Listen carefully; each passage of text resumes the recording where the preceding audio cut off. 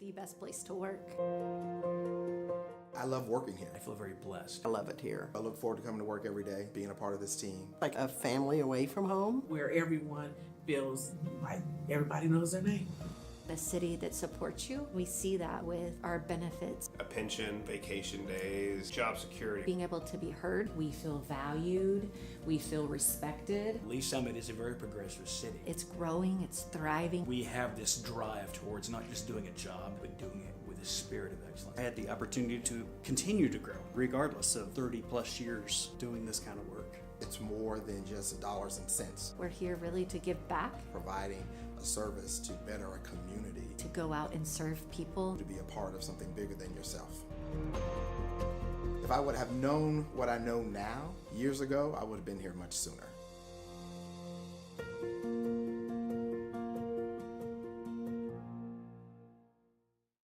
Hello, Lee Summit. I'm Laura, and here's your flash briefing for the week of December 8th. City Council will meet for regular session Tuesday night at 6 in council chambers in City Hall. Meetings are open to the public or watch live on the city's YouTube channel.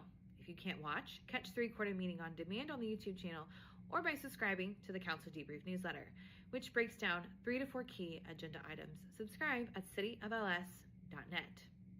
Considering to run for office in the April 7th, 2026 municipal election, the filing period for declarations of candidacy will open December 9th at 8 a.m. and close December 30th at 5 p.m. Filing will take place at City Hall with the City Clerk. More information about open seats and candidate requirements can be found on the city's website. A reminder to Jackson County taxpayers, Lee Summit City Hall is no longer able to process tax payments, print receipts, or create waivers. Taxpayers are advised to visit a Jackson County location or pay online at jacksongov.org. And Lee Summit Parks and Recreation's annual Skate with Santa is back December 13th and 20th from 6 to 8 p.m. at Summit Ice. Bring the whole family and skate the night away under twinkling lights, then sip on hot chocolate afterwards. Learn more at lsparks.net. Thanks for listening and have a great week. The City of Lee Summit has hundreds of traffic lights across its more than 1,000 lane miles, all managed by the city's Public Works traffic technicians. The work happens inside those metal boxes on the side of each intersection. Inside, technicians program a device called the controller. The controller communicates directly with each signal head via underground wires, telling each light when to turn on and off based on a programmed cycle. City traffic engineers designed this cycle to allow traffic to flow as efficiently as possible for that particular intersection. In order to best match current traffic patterns, they install something called a detection system. Detection systems have taken many forms over the years, from sensors in the pavement to radar boxes. But in Lee Summit, they primarily consist of cameras, which workers mount above the traffic signals. These cameras don't record video or your speed. Instead, they monitor the spaces at the front of the intersection and identify when a vehicle is present in a specific spot. Once a vehicle is identified, the detection system sends a message to the controller, which then adapts its standard cycle to best serve the cars that are present. The pedestrian button works in a similar way. When the button is pressed, the controller receives a signal, requesting that it allow that section of the pedestrian walkway to go, which it then inserts into the signal pattern. Technicians also install something called a conflict monitor. The conflict monitor is a device in which they program all the potential patterns of lights that would lead to a collision. If the other systems mistakenly trigger those patterns, the conflict monitor sends the intersection into flash, causing all lights to flash red and directing drivers to treat it like an all-way stop. City traffic technicians implement and maintain these systems so effectively, we rarely consider them. But every time we safely pass through a signal-controlled intersection, it's all thanks to their work. So the next time you're waiting at a red light, remember the delicate coordination of super smart systems that move you through that space safely and efficiently every day.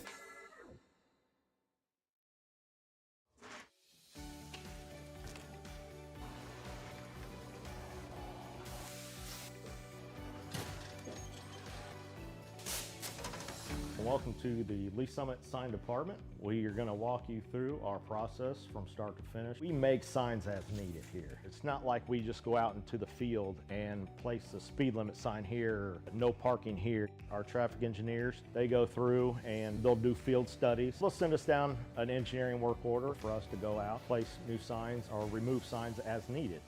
Coming from the material, our blanks come in and they're just aluminum blanks. We can put our white our red, our our fluorescent yellow, green, whatever. And basically what it looks like is just that there.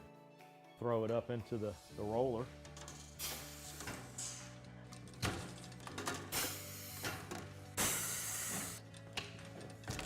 And once we got it covered, take it to our work table here, and Tim will cut the corners, cut all the access off to where it's lined up right. As far as the plotter and the software that we use, there's a street name sign there, and he's gonna go ahead and print that out on the plotter so you can see the plotter and how it operates and runs. There's standards for the height, even just on letters on the sign blank. Basically what we have on the computer there is it's pretty much set up to those.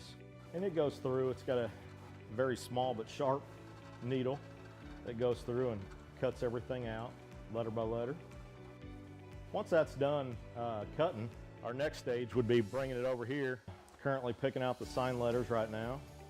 We call it weeding or picking or however you want to call it. Next, putting it on the transfer tape.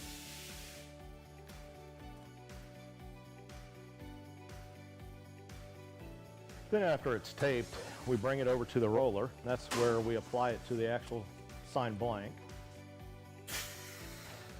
And we'll roll it through one time just to get the air bubbles out.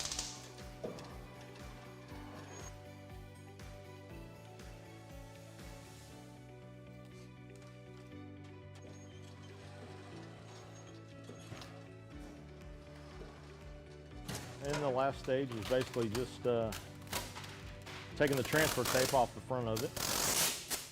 And there's a finished product of the street name sign. We'll take you out to the field and show you our process that we go through.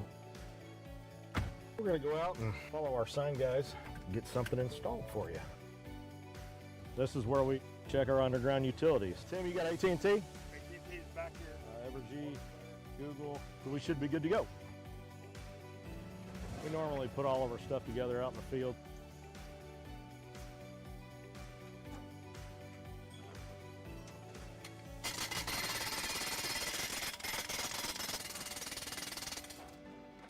Then once the base is installed, we'll go ahead and put the post in there.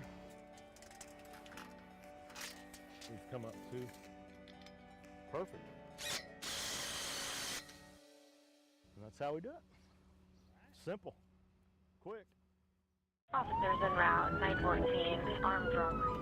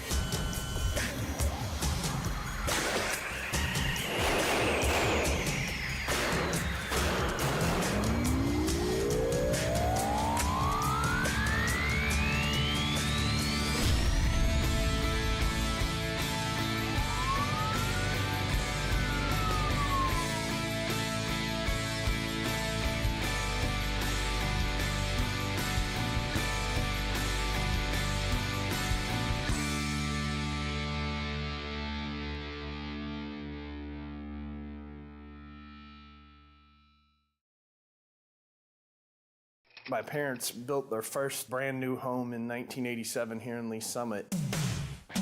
It's pretty amazing to see what Lee Summit looked like in 1987 as a teenager. So vibrant, it was just growing, and there were a multitude of new things coming online. I was in the property management world, going to Rockhurst College, and eventually I raised my kids here. This community holds people. Every time you turn a corner, there's something new. 2013, there was a vacancy on the Planning Commission, and I thought, well, I'm going to give this a shot. When you're on the Planning Commission, the decisions that you're making are recommendations. Are they following our UDO? Does it fit in our comp and strat plan? When it gets to the council, that's the big decision. I served on the Planning Commission up until February of 2025. Raise your right hand. I state your name. I, Donald Funk. Do solemnly swear. The first few weeks here was an eye-opener. These are big projects. We're making decisions for a lot of people. Is this the right project for our community? Does it fit? Does it serve the needs of our community? We can look back and see what's been done. I mean, it's incredible when you see Paragon Star coming out of the ground, Oldham Village starting to come online, Buhai Drive Athletic Facility, Discovery Park, the streets of West Pryor, 291 North and 50 Highway, our Farmers Market, the Green Street Project. You look at our downtown.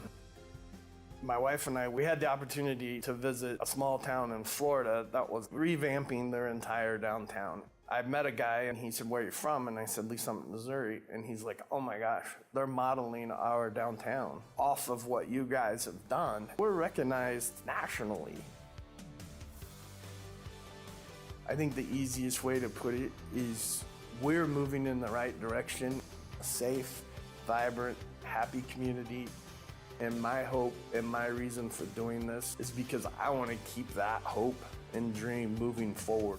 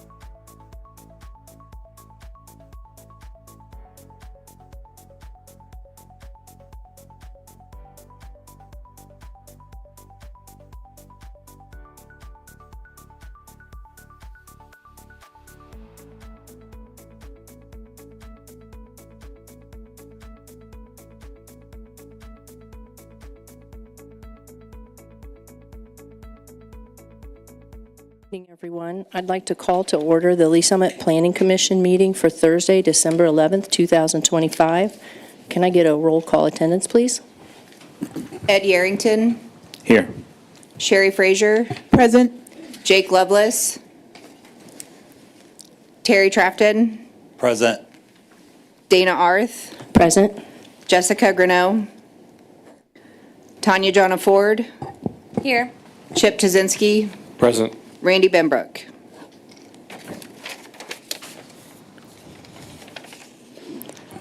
All right, we will start with the agenda, and we need to have agenda management where we're going to move one of our items, PL 2025-274 Residential Preliminary Plan 150 in Ward Apartments, 3620 Southwest Ward Road, Milhaus Development applicant. We're going to move that to above item A. It's going to be first. Can I get a motion to move that in the agenda order, please? Move to move. Okay. Second. Okay. Can we get a vote on that? Ed Yarrington. Yes. Sherry Frazier. Yes. Terry Trafton. Yes. Dana Arth. Yes. Tanya Jonna Ford. Yes. Chip Tazinski. Yes. All right. I will now close the regular meeting and. Nope, hold on a second. Oh, Now I need a motion to approve the agenda as amended. Oh, we just did that. Yeah, so just to clarify, that sounded like a motion just to move the item. It wasn't a motion to approve the approve it. agenda as Okay. changed, so now we need to just. Second, approve- okay. Yeah. Can we get a motion to approve the agenda as amended? Chair, I make a motion to approve the agenda as recommended. Second. All right. Can we get a vote on that, please? Ed Yarrington. Yes. Sherry Frazier. Yes. Terry Trafton. Yes. Dana Arth. Yes. Tanya Jonna Ford. Yes. Chip Tazinski. Yes. Okay. Now we will close the regular meeting and open the public hearing in regard Not to. quite yet. Oh, public. We still got item 4 and item 5 before we get there. I'm sorry. We're doing things a lot different tonight. Do we have any public comments tonight relating to the Planning Commission, the business of the Planning Commission in general, not related to any applications tonight? Okay, I see none. All right, we'll move on to the consent agenda. Can I get a motion to approve that? So moved. I'll second. Can we get a vote on that, please? Ed Yarrington. Yes. Sherry Frazier. Yes. Terry Trafton. Yes. Dana Arth. Yes. Tanya Jonna Ford. Yes. Chip Tazinski. Yes. All right, now we'll move on. We will close the regular meeting and open the public hearing in the matter of PL 2025-274 Residential Preliminary Development Plan 150 in Ward Apartments, 3620 Southwest Ward Road, Milhaus Development applicant. Per the applicant's request, they want to move that hearing to a date, or continue the hearing to a date certain of January 26th, 2026? January 22nd. 22nd, okay. Can I get a motion on this application, or yeah. Madam Chairman, I'd like to make a motion to move to a date certain of January 20th, application number PL 2025-274, Residential Preliminary Development Plan, 150 in Ward Apartments, 3620 Southwest Ward Road, Milhaus Development applicant. Chair, can we get a motion to be specific to move to continue the application to a date certain of January 22nd, 2026, Yes, please? Madam Chair, I'd like to amend my motion to continue to a date certain of January 20th. All right, thank you. Can we get a second on that? Second. Second. Okay. Can we get a vote? Ed Yarrington. Yes. Sherry Frazier. Yes. Terry Trafton. Yes. Dana Arth. Yes. Tanya Jonna Ford. Yes. Chip Tazinski. Yes. All right. I will now close the regular meeting and open the public hearing in the matter of application PL 2025-191, special use permit for rental and storage facility, U-Haul, 1650 Southwest Market Street, Stephen Lytle, applicant. If all of those who plan to speak on behalf of this application would stand up and be sworn in at this time.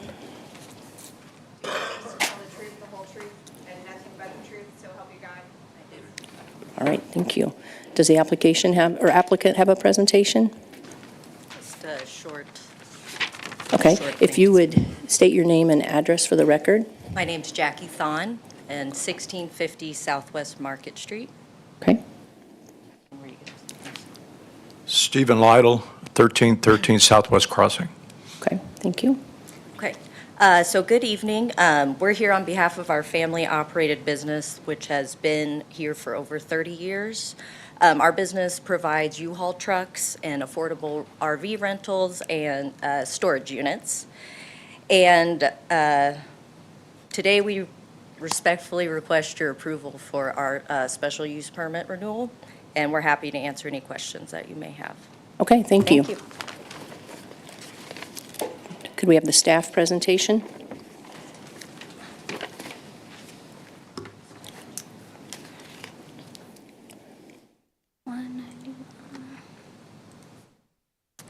Adair Bright, Senior Planner. I'd like to enter into the record Exhibit A, list of exhibits 1 through 15. Please enter Exhibit A, 1 through 13. into 1 through 15. 1 through 15 into the record. The applicant is requesting approval of an SUP renewal for continued operation of RV and equipment rental, truck sales and leases in the mini warehouse facility at 1650 Southwest Market Street for 10 years. The approved PDP did show a future building along the southern property line, which has not developed, and changes or expansions to the development are not proposed as part of this application. The subject property and surrounding properties are zoned PI. The properties to the north and west are building or construction contractors, and to the south is an automotive repair facility, with 291 Highway being to the east. The future land use map designates the subject property as mixed use, which calls for a mixed commercial area that can contain industrial land uses. The operation of the business supports the resilient economy focus area by allowing for continued operation of a range of uses that support the community's needs. The existing structures total about 23,850 square feet, and the site has 18 customer parking stalls, which were approved with the PDP in 2003. As part of the SUP renewal, staff performed a site inspection and noticed a few maintenance items that needed to be addressed, such as parking stall striping needing repainted, the detention basin needing cleared and reseeded, and just some parking lot and driveway access patching. The applicant has addressed all the maintenance concerns, and staff has added a condition of approval concerning when the parking lot and driveway access will need to be repaired. We have put in there that it would be August 28th of 2026, which would be a year after they had provided us with the signed document, their contract from their contractor. A neighborhood meeting was held on August 28th of 2025, where 0 members of the public had attended. Staff has carried over the conditions associated with the previous SUP approvals, and the applicant did request a 10-year approval. However, to cover the time that has elapsed since the initial approvals, staff recommends approving the SUP as shown in Condition 1. And with the conditions of approval shown here, the application meets the requirements of the UDO and the goals of the IGNITE plan, and I am here for any questions that you may have. All right, thank you. Is there anyone who wishes to speak in support or opposition of the application? Okay. Are there any additional questions from the commission? Where was the, can I see the slide? I didn't see where the detention pond was. Did I miss that? Or basin?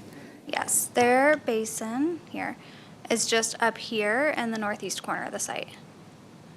So that was the area that they went in and they cleared, and then they reseeded that, and they had provided us with some images of that. Okay, thank you. Does anyone else have any questions from the commission? I have one. Now that you're almost sitting down. So the parking lot, Can you go back to that slide for a second? Okay, so that's going to, I just wondered the date. They have until August of 26. Oh, there. Yes, August 28th of 2026. Okay, so I'm just curious, what is the procedure by the city as far as follow-up on that, on compliance with? We would perform any site inspections by that date, stay in contact with them as well. And then if that's not completed, then we would look at the revocation process or amending the condition itself. Okay, okay. All right, any more questions? I don't see any.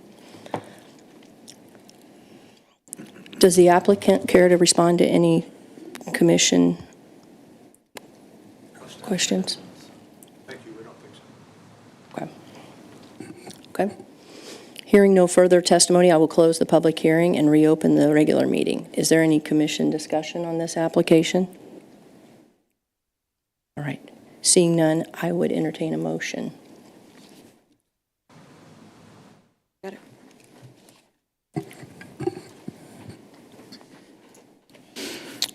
I move to recommend approval of application PL 2025-191, special use permit for rental and storage facility, U-Haul, 1650 Southwest Market Street, Steve Lytle, applicant. Second. Okay, I have a motion and a second. Can we get a roll call vote, please? Ed Yerington, Yes. Sherry Frazier, Yes. Terry Trafton, Yes. Dana Arth, Yes. Tanya Jonna Ford, Yes. Chip Tuzinski. Yes. Okay, the motion has passed. Thank you. I will now close the regular meeting and open the public hearing in the matter of application PL 2025-192, special use permit for mini storage, Jefferson Street Storage, 1603 Southwest Jefferson Street, Steve Lytle, applicant. Would all those who plan on speaking on behalf of this application please stand and be sworn in? Do you promise to tell the truth, the whole truth, and nothing but the truth, so help you God? Does the applicant have a presentation?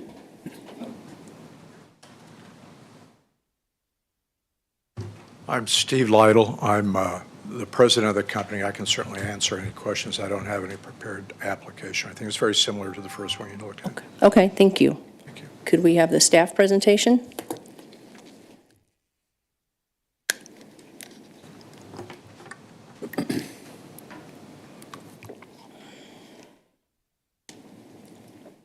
Adair Bright, Senior Planner. I'd like to enter into the record Exhibit A, list of exhibits 1 through 14. Exhibit A, 1 through 14 are entered into the record. The applicant is requesting approval of an SUP renewal for continued operation of the mini warehouse facility at 1603 Southwest Jefferson Street. The approved PDP did show an additional building along the northern property line, which has not developed, and any changes or expansion are not proposed as part of this application. The subject property is zoned PI. The properties to the north and east are building or construction contractors. To the south includes a few different properties whose land uses include building or construction contractor, car wash, and a sporting goods store. To the west, across Northwest Jefferson Street, is the Summit Christian Academy, which is zoned both R1 and PI. The future land use map designates the subject property as mixed use, which calls for a mixed commercial area that can contain industrial land uses. The existing structures total about 19,200 square feet, and the site has 2 customer parking stalls, which was approved with the PDP in 2005. As part of the SUP renewal, staff performed site inspection and noticed a few maintenance items that needed to be addressed, such as the parking stall striping needing repainted, the detention basin, and the parking lot access patching as well. So similar to the last one. The applicant has addressed the maintenance concerns, and then staff added a similar condition as the last one, that any parking lot patching needs to be done by August 28th of 2026. A neighborhood meeting was held on August 28th, apologize for that one on the screen, and 0 members of the public attended. The applicant requested a 10-year approval. However, to cover the time that has elapsed, staff would recommend approving the SUP with the conditions on the screen, and I am here for any questions that you may have. All right, thank you. Do any of the commissioners have a question for staff or applicant? Can we, so in the other, I don't know if I can ask this question. So the other one, there was a period renewal of 19 years, 25 days, and it's set to expire January 13th. So this one was the logic behind this so that it would expire the same time? Yeah, Because this one, Yeah, their expiration date is the date that they will have their second reading at council. okay, So it will line up with the ordinance is approved. okay. That was my question. Any other questions?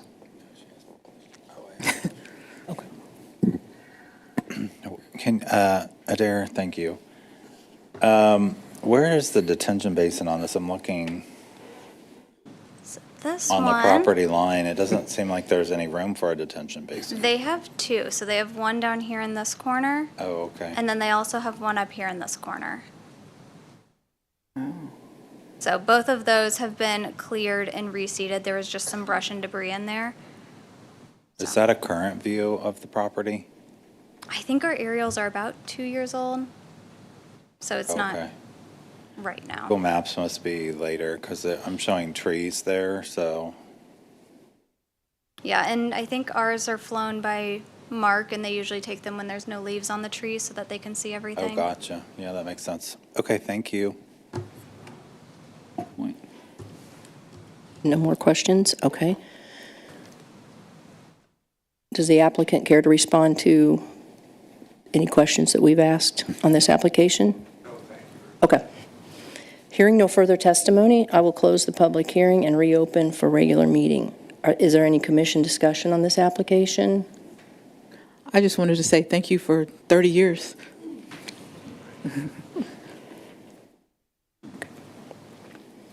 Seeing no further comments or questions, I would entertain a motion.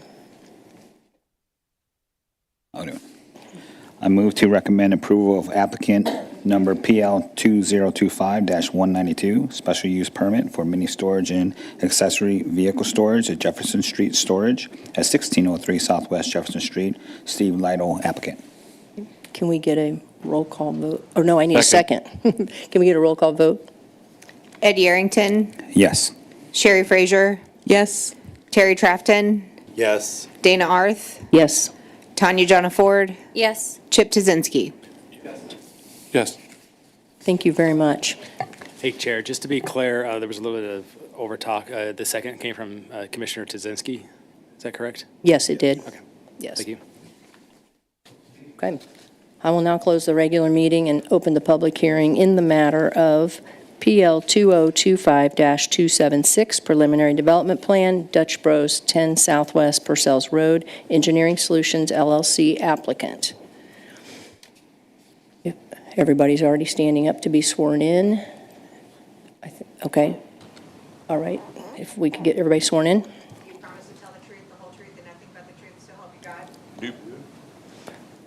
And I see the applicant has a presentation. Ready?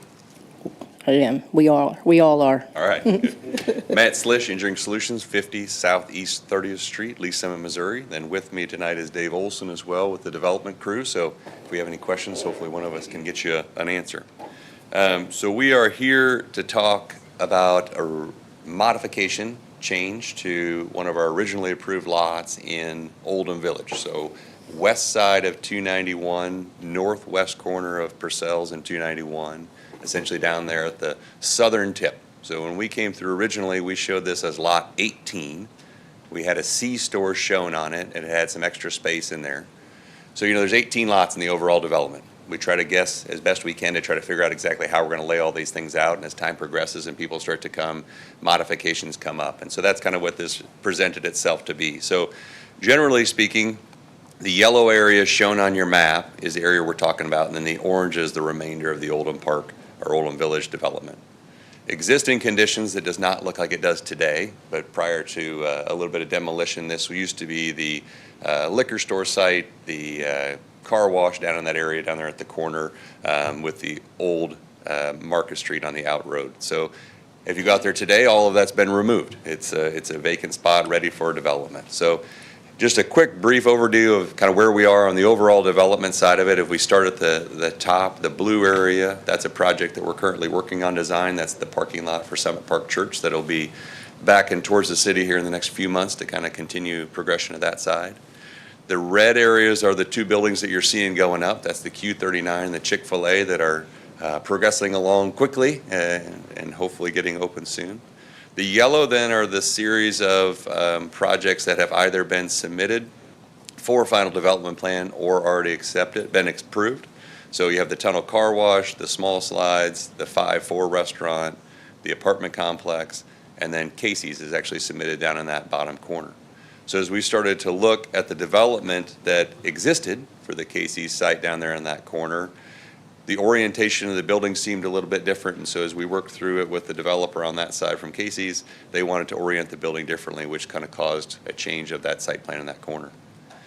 When we did the original development of the overall Oldham Village, in the traffic study, we identified a series of square footages, uses, and allocations basically for the overall development.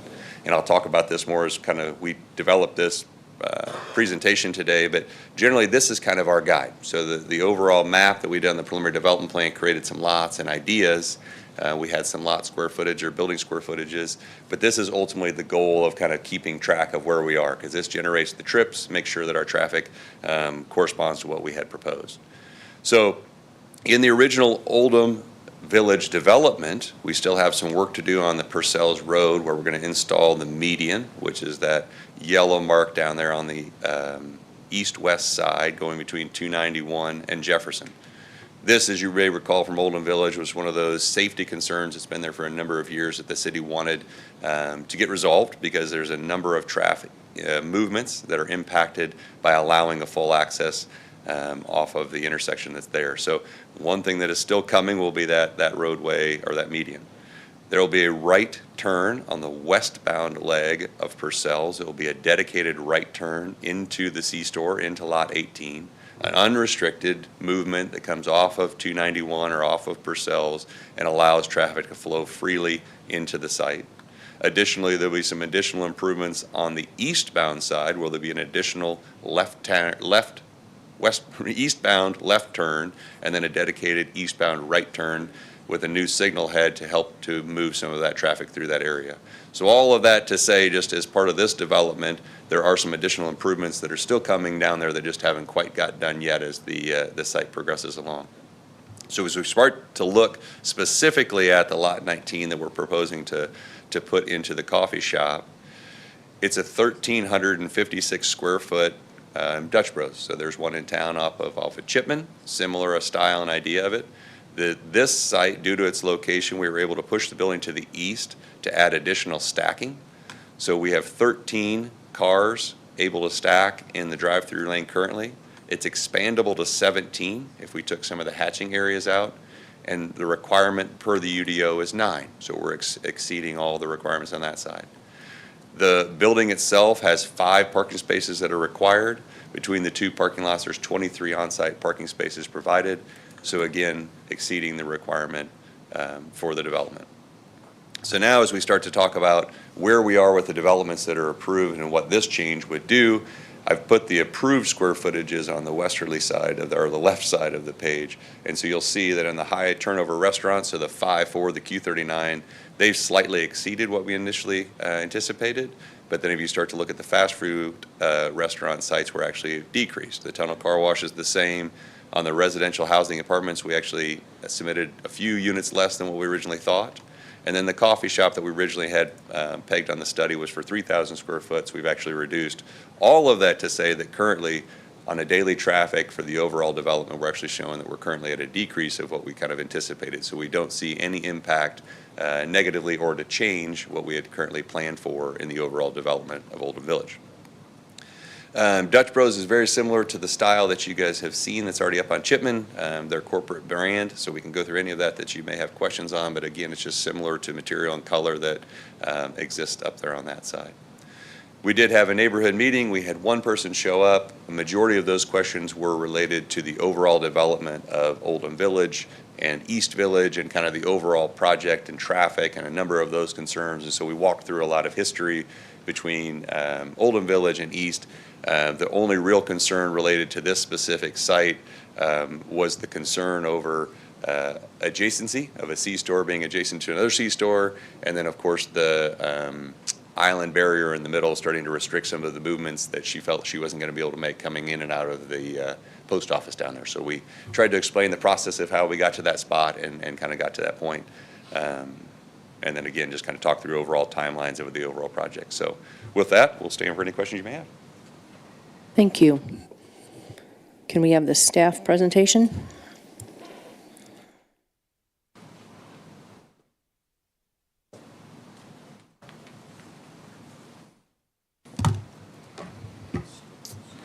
Good evening, Hector Soto Jr., Senior Planner. I'd like to enter into the record Exhibit A, list of exhibits 1 through 15. Exhibit A, 1 through 15 are noted and entered into the record. All right, as Mr. Schlichten mentioned, the application before you is for the preliminary development plan for Dutch Brothers. The image here in front of you is the most recent image I was able to find, which does show the existing site as scraped. So the only thing that remains is the building there at the hard northeast corner of Persels and Oldham Parkway, which is not part of the Oldham Village development. So as Mr. Schlichten mentioned, the application here is for the approximately 1,400 square foot drive-through coffee shop. It does have a walk-up window on the side opposite to the drive-through. And just to be clear, it was mentioned in the staff report, we're showing the Casey's facility to the south. That's already an entitled, approved development, so it's not the focus of this application at all. So just the green area where the Dutch Bros site is. But the Casey site is being shown just for illustrative purposes. So with that, here's just to orient those that are not familiar with the site all that well. The area in red, it's outlined in red dashed area, is the entire limits of the Oldham Village project. The comprehensive plan shows the overall area as being planned mixed use. Like I said, this image here is a little bit of an older image that shows still all the buildings up, the former storage of the Ford vehicles on the site.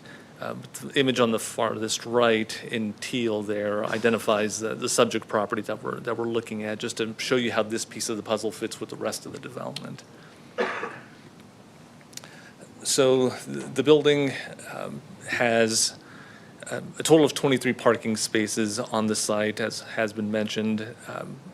Specific to Dutch Bros, they only require 5 based on the requirement that 2 parking spaces plus 1 parking space for the maximum number of employees on a shift are provided. So they're providing well over the number of parking spaces that are required as a minimum. So one of the things I'll touch on here is the inset on the lower right-hand side does show, and is same as the images Mr. Schlicht had mentioned, that the original plan for this overall site had a different orientation, and as you can see on that image, that a good portion of it was, we'll say, underutilized green space. So with this development, they were able to turn the site 90 degrees and shift all this open space to the north and have enough room, almost an acre, that still remained open, which they were able to take advantage of and to develop it with the proposed coffee shop and drive-through facility. So the overall change to the plan makes for a more efficient use of the overall property than what was originally proposed. And even though it's not part of this application, I wanted just to demonstrate how, with this slide, how taking almost an acre, like 0.8 acres, off of the original site on the west, on the left image, compared to the new image of the proposed leftover development for Casey's, You still have the same size building. Your FAR increased a little bit just by the nature of the fact that the overall site shrunk, but you're still able to accommodate all the necessary parking, all the same necessary setbacks. So even though almost 1 acre was taken off the Casey site, just wanted to demonstrate that we're not hamstringing the ability for them to develop that one as intended, so. The building elevations here, it's similar to the one on Shipman Road, makes a significant use of brick, has some panels and does have ephes on it. The proposed architecture is consistent with the new architectural design standards that were approved here in August of this year. So one of the requests from Dutch Bros was the ability to have a total of 4 signs versus the maximum allowed by right of 3 signs for a single-tenant building. The request is consistent with other requests that have been made and have been approved for similarly situated buildings with multiple exposures for single-tenant buildings to kind of maximize the wayfinding and identification for that building. So this particular image shows a total of 5 signs, but based on past precedent, staff is recommending a total of 4. Which 4 they end up choosing, we're leaving it up to them. They can, so the condition was written, which you'll see on the following slide, is they can have a maximum of 4 signs, but no more than 2 on a single elevation, since there are a couple elevations where they already show 2. So if they want to go 1 on all 4 elevations to get their 4, that's fine. As long as the overall size and numbers consistent with the sign code, we're not prescriptive in where they put their signage in this case. So there are 3 conditions of approval, the third one being that limitation to no more than 2 wall signs, but allowing a maximum of 4. And condition number 2 is, since this is a piece of the previously approved Oldham Village Phase 2, we just wanted to include in there that this development is still subject to all of the conditions of approval associated with the larger Oldham Village Phase 2. So with that, I'll yield to any questions you may have. Thank you, Hector.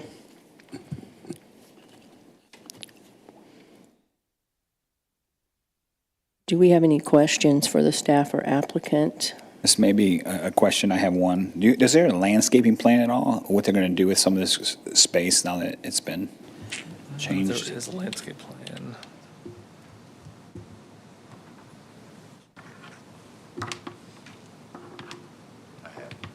You've got it? I got it. Okay. All right. I can sneak over there. Get me back here. You're fine.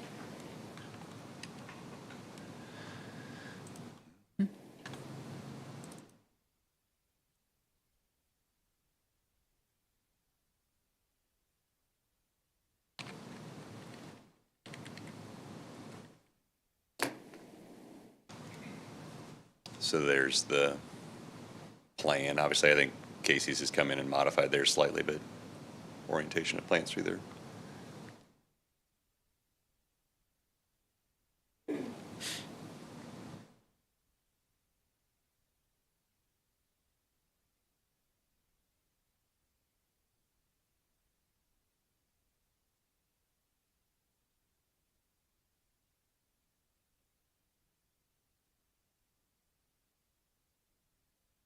Can you orientate me to this?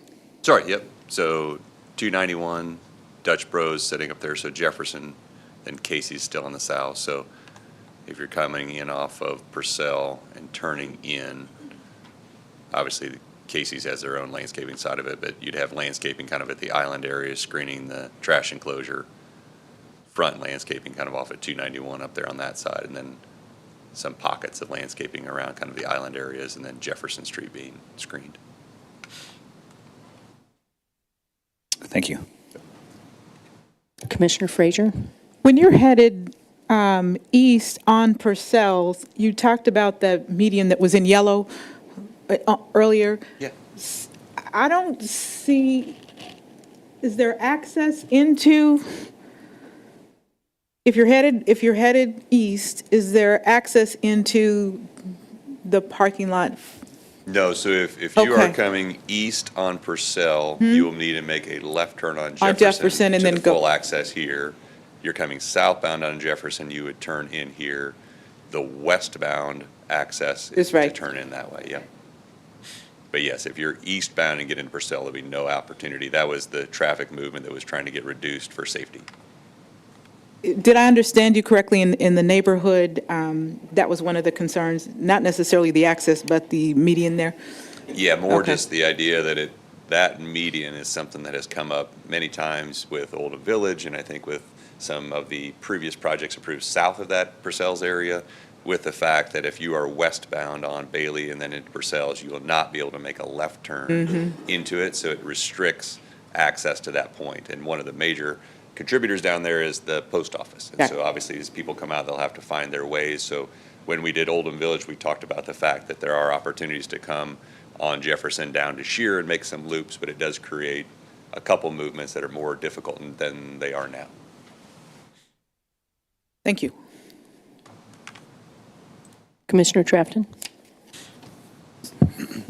So kind of continuing on with what Commissioner Frazier says around the turning on Purcell's down Market Street to get to those businesses. I know that has been contentious with the businesses in that neighborhood. Is there U-turn permitted on both of those turnways? Well, so I should mention that island and pieces, I've shown it just for the purposes of it is under construction now. And so I was just mentioning the fact that it's still being done, it's just not done yet because we haven't gotten to that portion of construction on Oldham Village yet. So it's not something that we're able to discuss as far as removing, I guess, at this time because it's getting ready to get built. But U-turn movements out there that are allowed would be, I don't know if I have a map. The northern left turn lane, you could U-turn. Yeah, let me see if I have a wide enough aerial that'll show you Turns some are permitted. pieces. Unless yeah. you mark so them. So I know that some of the U-turns, and I don't know that I have that image well enough to show you, but I know some of the movements that were, if you were northbound on 291, you'd be able to make a U-turn on 291 to come back and get to the access point on the south side of that development. If you come down to Shear, which is further south of there, you'd be able to loop back up and come to Jefferson to make your right turn to get in. So I apologize, I don't have that map, but when we did Oldham Village, we had a number of map locations kind of showing where that could go to that side. My question is specifically about if you're heading west on Purcell's at Jefferson, at that stoplight, there is a left turn lane. Can you make a U-turn on Purcell's back to go head east? I think that would be possible, but that would be a very tight U-turn to do it. When we had talked about it, one of the options would be to make a right turn, come up through development to get onto Jefferson, to come back down to go in. But you have 4 lanes of travel in there, so certainly you could make a U-turn based on what vehicle you have. It would be a debate of how easy it is. Like you have to go out into the intersection or something, Correct, but yeah. it's not going to be marked no U-turn? That I can't answer.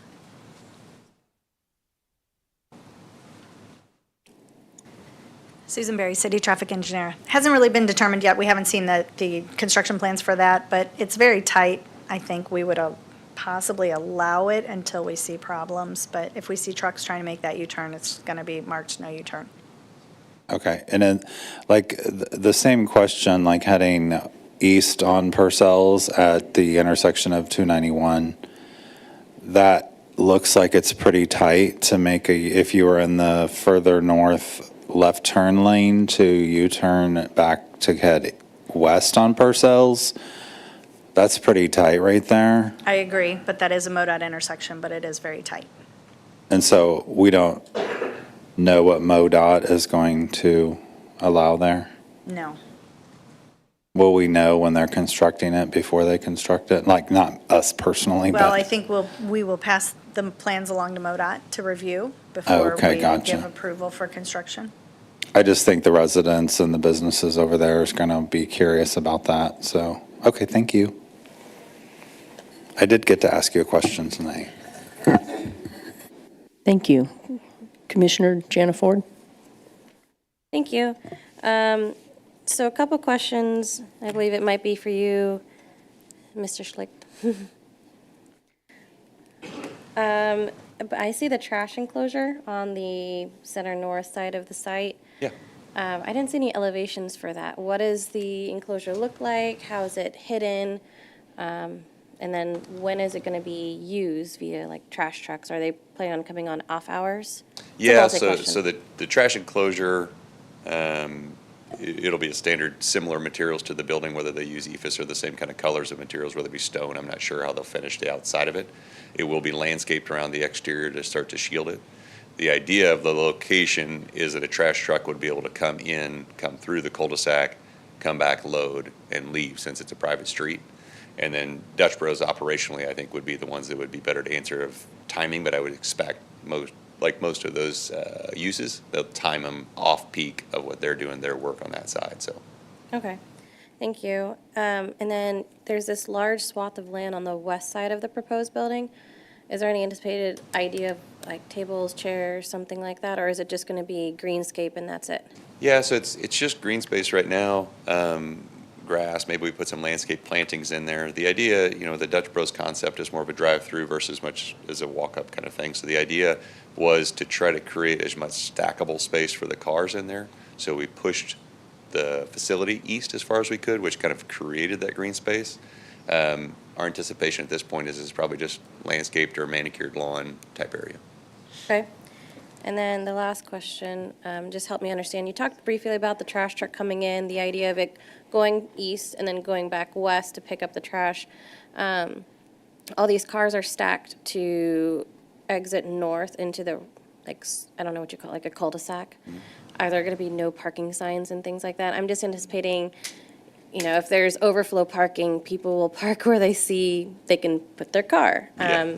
So I don't know how that's going to be facilitated or what kind of precursor things you're going to be providing for that. Sure. So Dutch Bros being primarily a drive-through, we don't anticipate a ton of parking and walking up. However, we have provided, again, 5 spaces are required. We've provided 23 on-site parking spaces. I don't anticipate that there'll be any no parking out on that private drive. But again, I don't anticipate also that there would be much need for overflow parking. I don't think there's an event or a purpose that would cause anything to get out on that site. Okay, my mind was thinking more of what the future development may be up on the north side. So the north side is an existing use. It's a masonry shop that exists and is going to stay there in that location. And that's the termination of the roadway. That point is actually just a drive to their facility. Okay. Yep. Well, that helps tell the story. Thank you. Yep. That's all, Chair. Thank you. Commissioner Tuzinski? Yes, I just have one question for Hector, please. Hector, can you pull up the signing plan again, the building signing plan? I think we approved 4 signs, but if I count 3 out of the 4 sides of the building, there's 5 signs shown on this exhibit here. So they're only allowed to do 4, and you're not telling them which 4 to do, but I just want to make sure that they're showing 5, but we're only allowing 4, right? Right, they are showing 5, we're only allowing, our recommendation, I'll say it that way, our recommendation is that only 4 be allowed. Now, like they said, what 4 and where they go, we'll let them decide, but our recommendation is allowing maximum of 4. Now, with this exhibit, are they asking for 5? I mean, did they want the additional sign? Or is this just, and also is the one on Chipman, does it have the 5 signs like they have shown here? The one on Chipman has 3. Just 3 only? Just 3. They may desire a 4th or more than what they have now, but when that one was developed, they chose to just comply with the maximum allowance of 3. This one, since they're specifically coming forward with this application for the development of this specific site, they started out with 6, then the revised plan showed 5. Again, staff expressed, based on past precedents, our recommendation for 4. And their understanding of that, they've not pushed back on the 4, on the recommendation for 4. Well, I'm going to ask our resident expert, Commissioner Trafton, to weigh in on this. Between the little windmill sign and the Dutch Brothers sign, I don't really find, it doesn't look bad to me to have 5 signs here. What are your thoughts on that, since I know this is a topic that you frequently love to chat about? He would probably need to wait and do that during comment time, unless this helps answer. If I understand correctly, Commissioner Tuzinski is asking Commissioner Trafton to weigh in on the sign package. Yeah. So that would be new testimony, so it'd probably be appropriate here. Okay. Thank you, Commissioner Tuzinski, for the opportunity to speak. I actually am not, I'm indifferent about it, honestly. I mean, I agree with you. Like, I don't think the windmill is that intrusive to the sign package. But I also understand what staff are, balancing the UDO and trying to also meet the expectations of developers and the community. We do make a lot of exceptions to the sign package, and there's exceptions in the city that, we could talk about further, but won't. But yeah, no, I'm okay with it either way. Okay.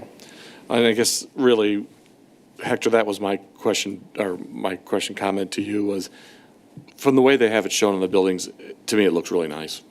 And so if they came back, and wanted to take it to the council to ask for the fifth sign, and then I guess this could be for more public testimony next, but I'd say I'd probably approve that. I'd be okay with it. But that's really what my question was. Thank you, Madam Chairman. Back to you. Okay. Any more questions from the commission?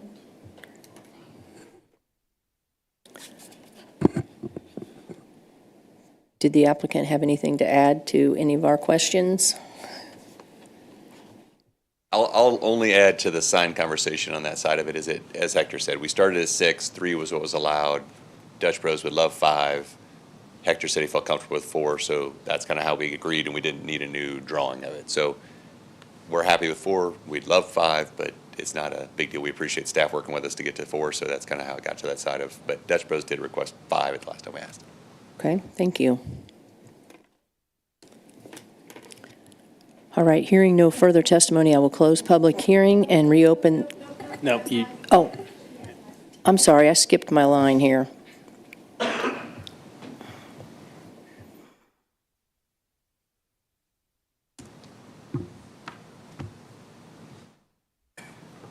Okay, so do we have any public comments on this? Come to the microphone and state your name and address for the record.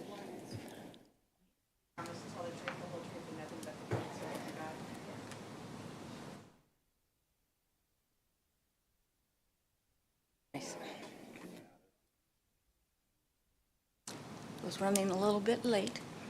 I apologize for that. I lost my place. That's okay. Debbie Giddings. I was the lone citizen that came to the public neighborhood meeting. I learned about this when I started getting interested in East. Dutch Brothers does have a coffee shop, which was approved on the north section. The issue is that there was not done a traffic study with this high impact of traffic at this intersection. So there's already just one through lane to the west and one left turn lane. Eventually, they're going to require 2 left turns. With a median construction, doesn't it make sense to go ahead and put 2 left turns in with the median being constructed? Also, the right turn lane into that area is coming off of the one lane that is going to go west.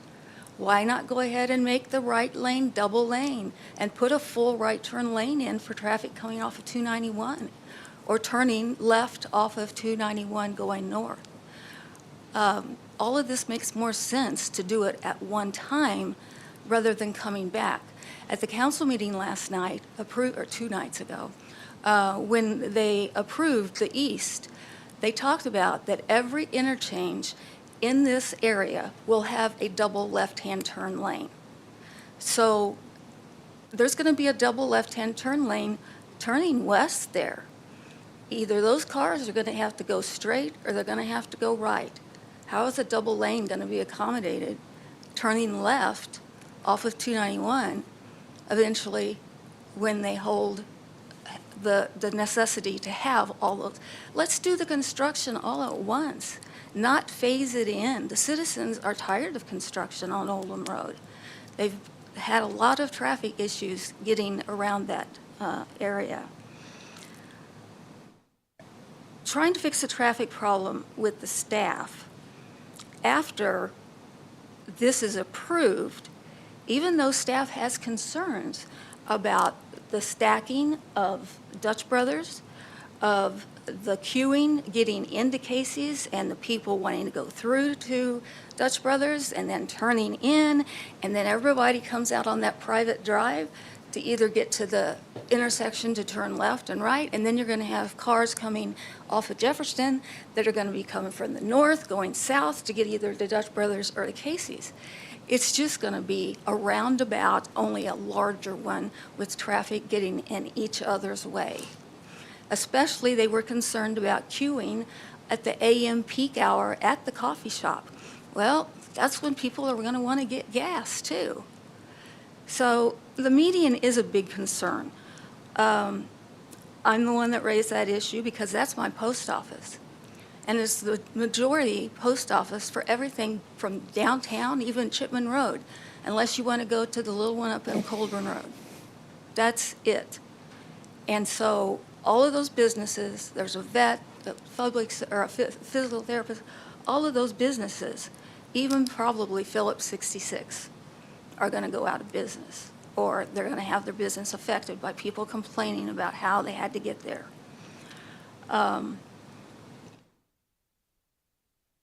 The traffic in the whole area is a mess, and I hope you address the concerns that I have.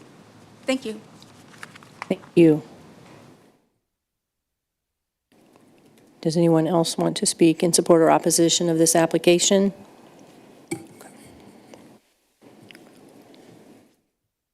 Any additional questions from the commission?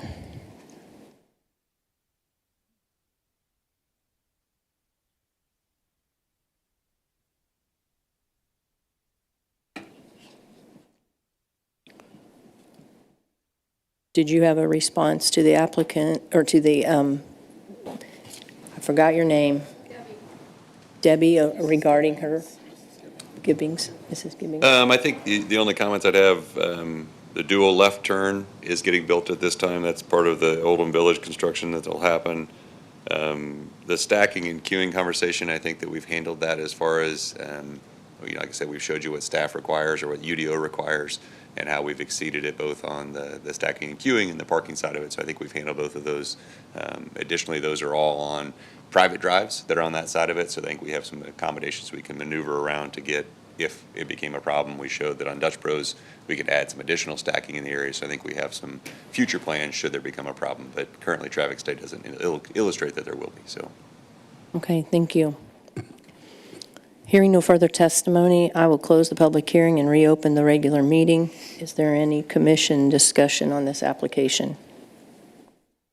I see none, so I would entertain a motion at this time.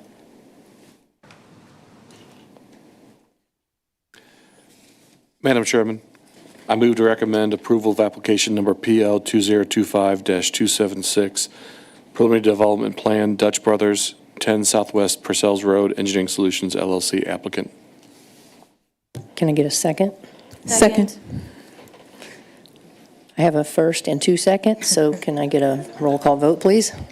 Ed Yerington, Yes. Sherry Frazier, Yes. Terry Trafton, Yes. Dana Arth, Yes. Tanya Jonaford, Yes. Chip Tuzinski. Yes.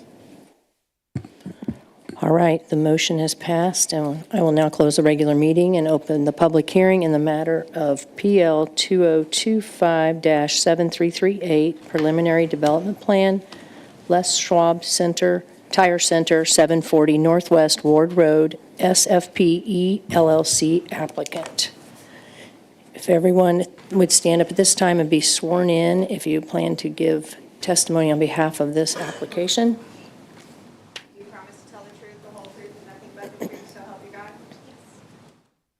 God? Does the applicant have a presentation? You would state your name and address for the record, please. Yes, Dan McGee, Lamprey Nearson, 9001 State Line Road, Suite 200, Kansas City, Missouri.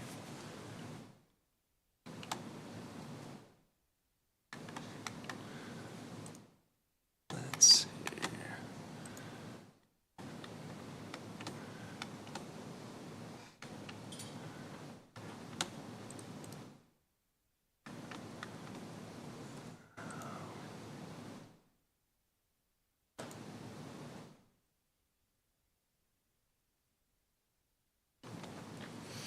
All right, so the proposed project's at 740 Northwest Ward Road. This is part of a 3-lot preliminary development plan. This is the northern lot. To the southwest, there's an Andy's frozen custard that's been constructed and is in operation. There's a Valvoline oil change that had been submitted and approved for preliminary development plan to the southeast.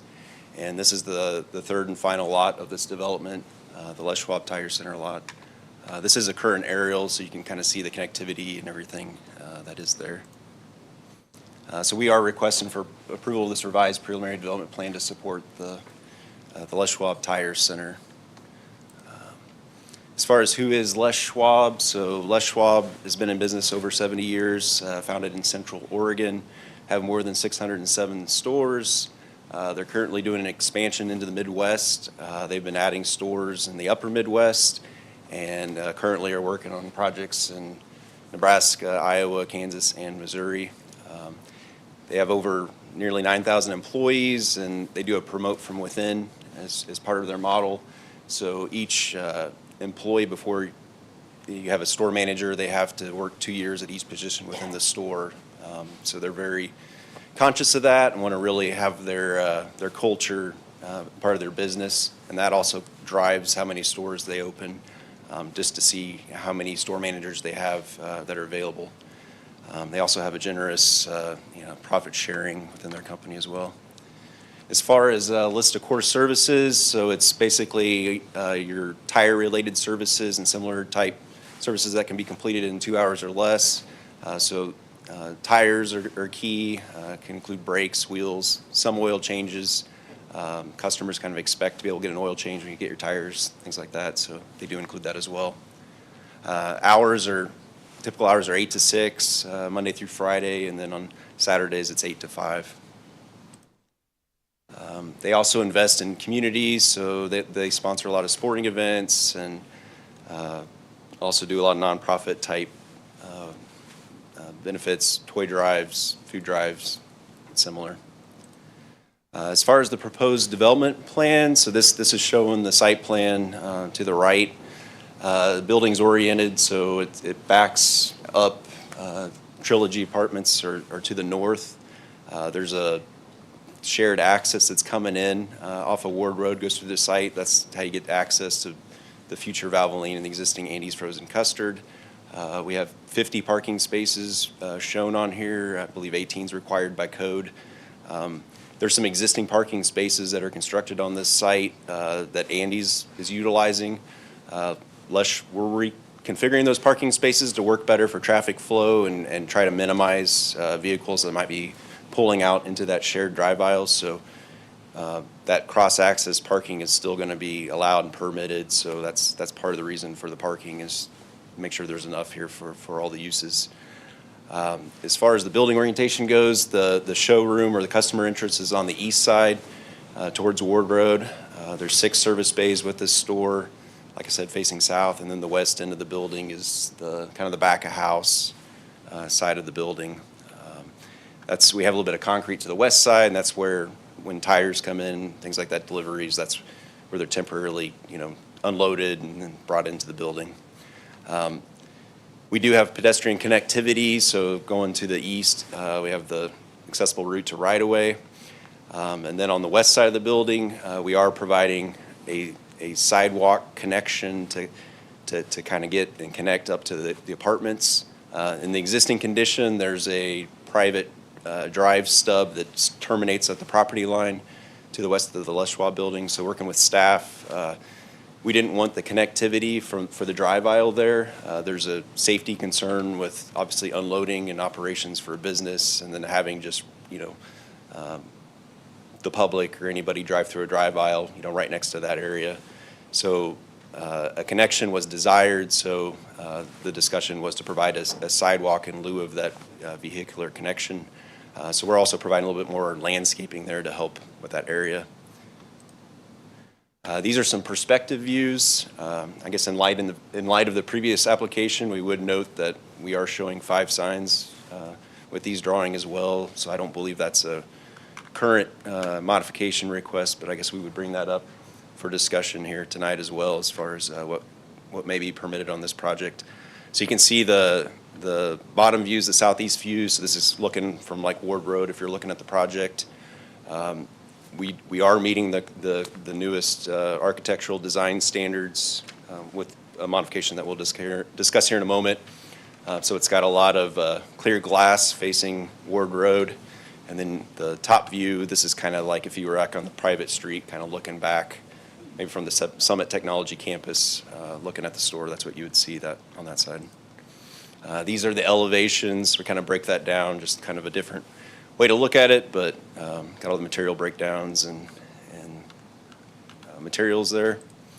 I would note the proposed, we don't have a picture of it in here, but the proposed trash enclosure is CMU split face, so materials, so complement the building and meet criteria. As far as materials, this is it's a variety of like precast concrete panels, different types of finishes and textures. I should note we do have Jill Lyons with BR Architecture here that can speak to if there's any questions or comments about the building architecture. So we have a couple UDO modification requests. So we are meeting the fenestration requirements on the east side where we got the glass, and that's where the customers will be. The way the code reads is we're supposed to provide it on any public or private street. So technically the road to the west is a private street. That is the back of house side of this proposed building. So there's a concern with obviously opening that up of what you see. If you see into the building, there's more of a concern of operations. If you accidentally break the glass with equipment or something because you're operating machinery and things like that. And we're really not wanting to promote a whole bunch of pedestrian activity over there. We are providing the sidewalk to meet a little bit of access that staff requested, but that's why we're also looking at landscaping to try to screen that a little bit better and really take the interest off that side of the building. That also is where the trash enclosure is proposed, kind of the northwest corner on the site. And then the second UDO modification request is in regards to the maximum light pole height. So the code requirement requires a 15-foot maximum pole height if you're within 100 feet of residentially zoned property or residential use. So the Trilogy Apartments to the north is a residential use. Their plan was permitted and constructed using 20-foot tall parking lot light poles. The development so far is using 18-foot light poles. Therefore, our request, as opposed to staggering and using different light pole heights across the site, is to just go ahead and use 18-foot tall light poles. We'll still meet the foot candle requirements at the residential property line to meet that standard.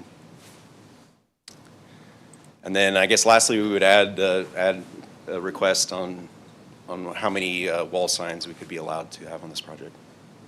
And with that.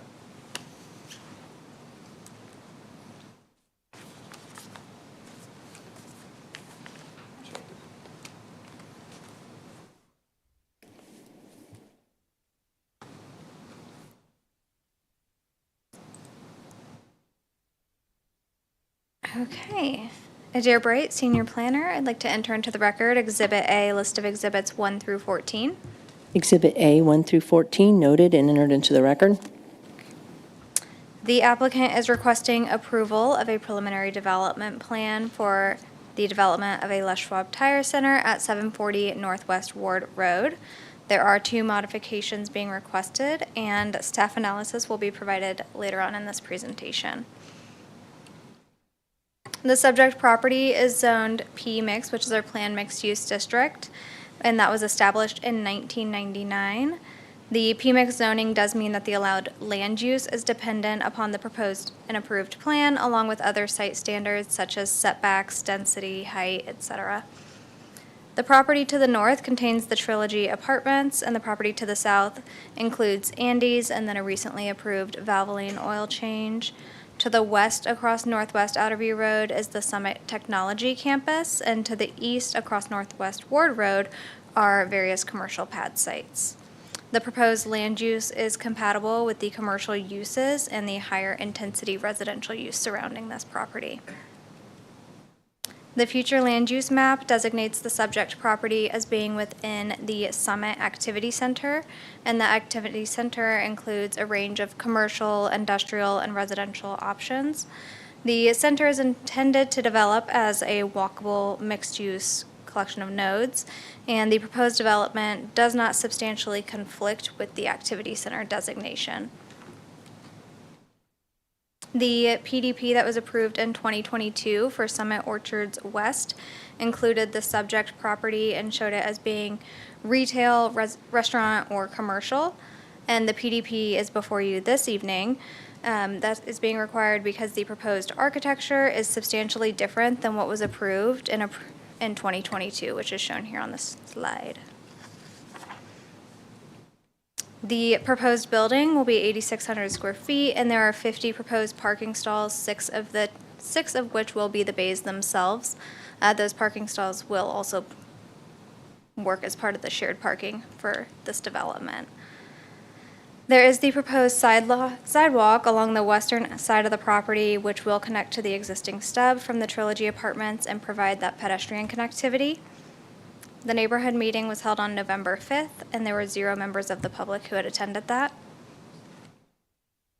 The elevations were reviewed under the recently adopted architecture and building design requirements. The UDO requires that primary facades, which are those facing public or private streets, contain 3 different Class 1 or 2 building materials comprising at least half of that facade. The applicant is proposing the smooth precast concrete, aggregate precast concrete, and synthetic stone and clear glass to meet those requirements. The secondary facades, which would be the north and south in this case, are required to contain 3 different Class 1, 2, or 3 materials, which are being met by the previously mentioned materials.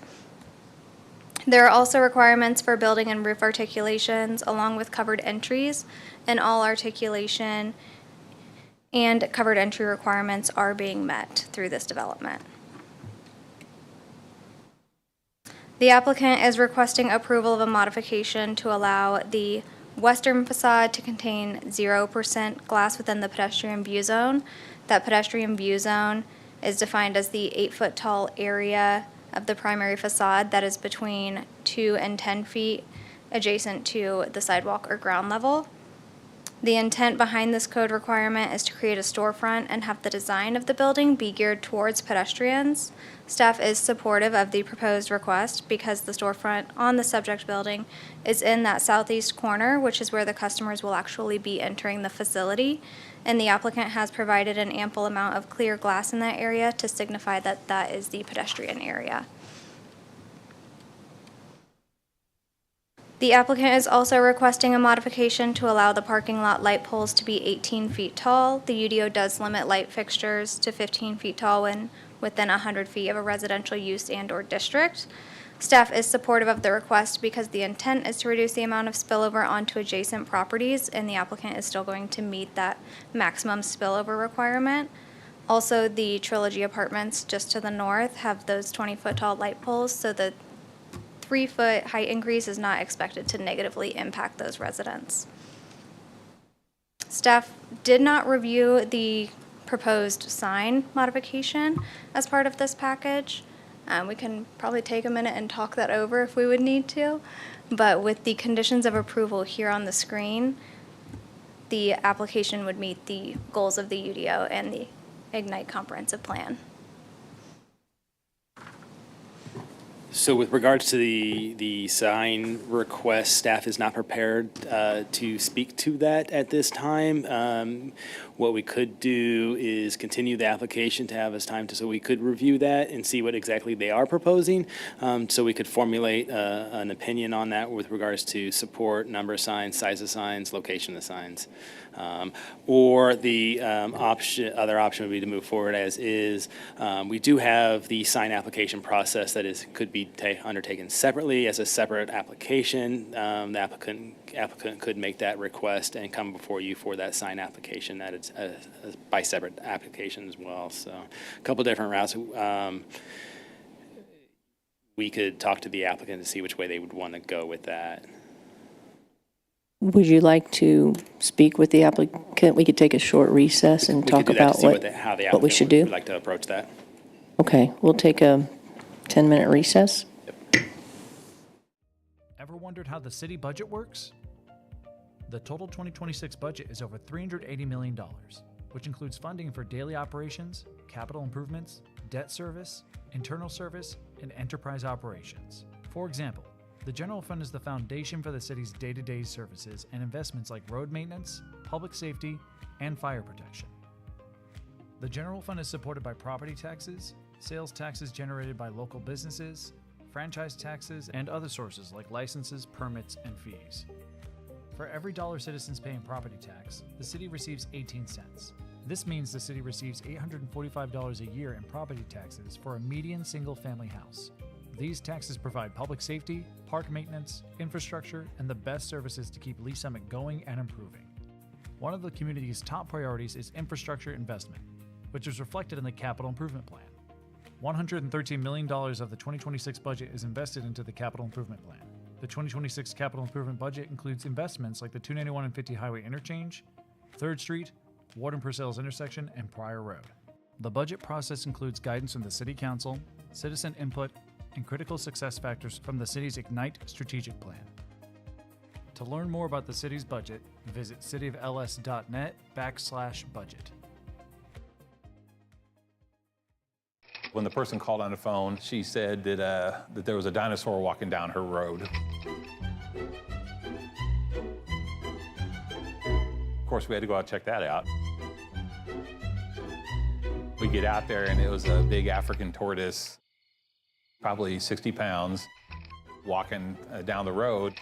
When they walk, they really stand up tall, so I could see why she thought it was a dinosaur. I'm Rodney Wagner. I'm the manager of Lee Summit Animal Control. So as you can see, we get all sorts of animals here. You got some guinea pigs off to the side. All the windows up here are animals that are adoptable right now. Every one of these dogs is ready to go and ready for adoption.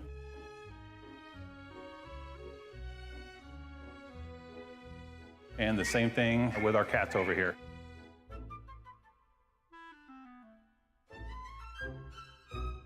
A lot of cool cats in here now, so this is our 3-acre lot we have out back. This is where we do all the walking of dogs, exercise. We also have a side yard off to the side over there, so we can let them run loose. They can run together, and we have what's called play groups. Kind of like having a bunch of kids. Here's our vet room. We have a vet that comes out twice a week. This is our Sally Port where we bring the animals into. This is one of our animal control trucks, and we can hold up to 6 animals. We have a lift on the other side to put big animals in. We actually have temperature gauges in here and in the truck to tell us how hot it is. Once it gets to a certain temperature, we bring all the animals back here immediately. So this actually has traps in it, but we do a lot of wildlife trapping. I mean, a lot. So bats, pot-bellied pigs, horses, cows, emus, a lot of reptiles. We had a citizen one time that had over 200 reptiles in his basement. Caimans and alligators in here that are 4 or 5 feet long. You can't keep those. And people do, and they're surprised when they can't keep them. I'm like, really? You're surprised you can't have an alligator in your house?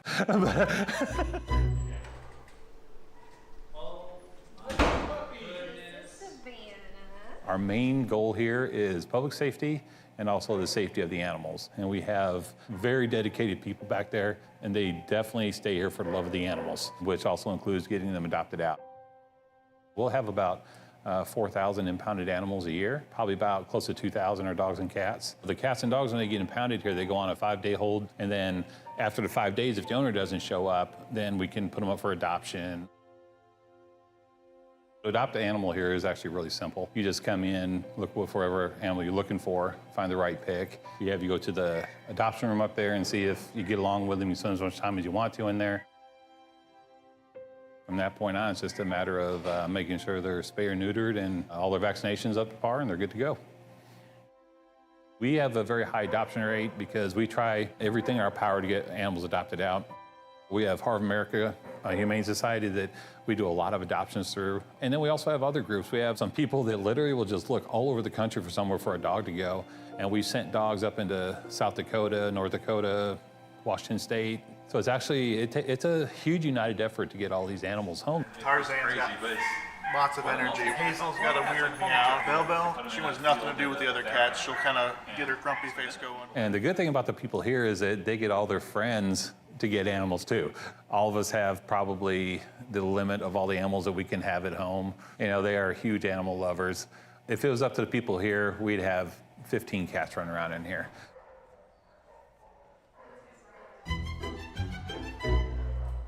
We had a citizen one time out there and he was bathing his 2 9-foot-long boa constrictors in the front yard. Apparently I was garnering some attention, and so we went out there and had to have a talk with him about that. Well, I do this job? Oh, dude, I love this job. I grew up on a farm, and taking care of that many animals, you can't help but like animals. This is just like fancy farming. You know, you're just bringing animals in here, taking care of them, and find them homes, and yeah, absolutely animal lover.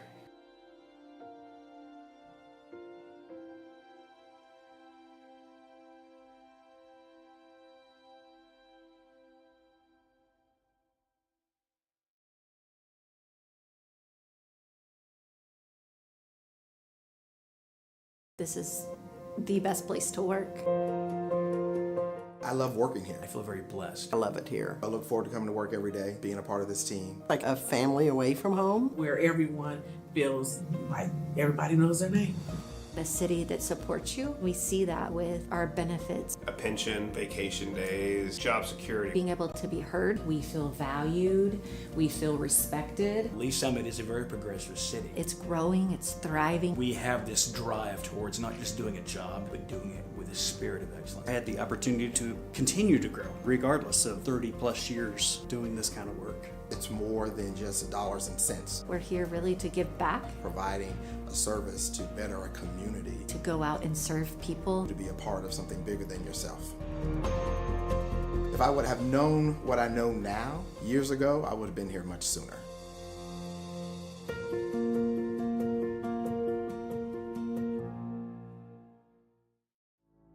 Traditionally, we think as police officers, those responding to law enforcement needs within the community. But honestly, we are there to serve our citizens, and our citizens do go into crisis. They do have mental health crises, and we're being called to those scenes on a regular basis. In order to help serve those citizens better, we did initiate the Crisis Intervention Team Program. These are officers that are specially trained to de-escalate crisis situations. Recently, we've brought co-responders onto the scene, licensed qualified mental health professionals housed within our police department, and they respond with those officers directly to those scenes where a crisis is occurring so they can interact with that citizen and get them the help they need right there on that scene.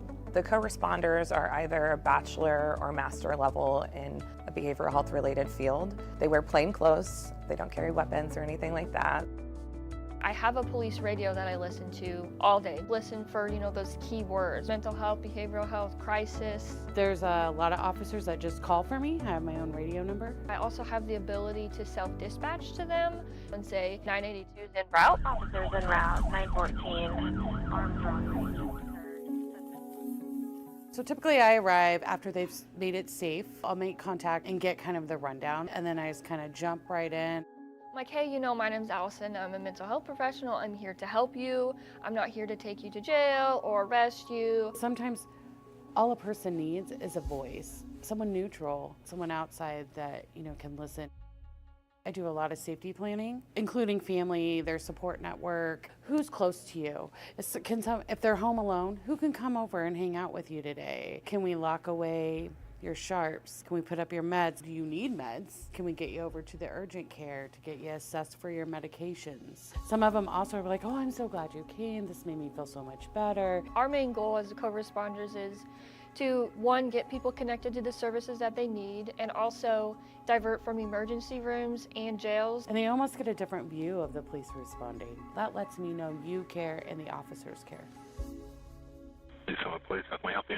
My husband has... In 2020, we had 722 mental health related calls for service. 2022, by that time, 1,479. These mental health related calls for service are increasing.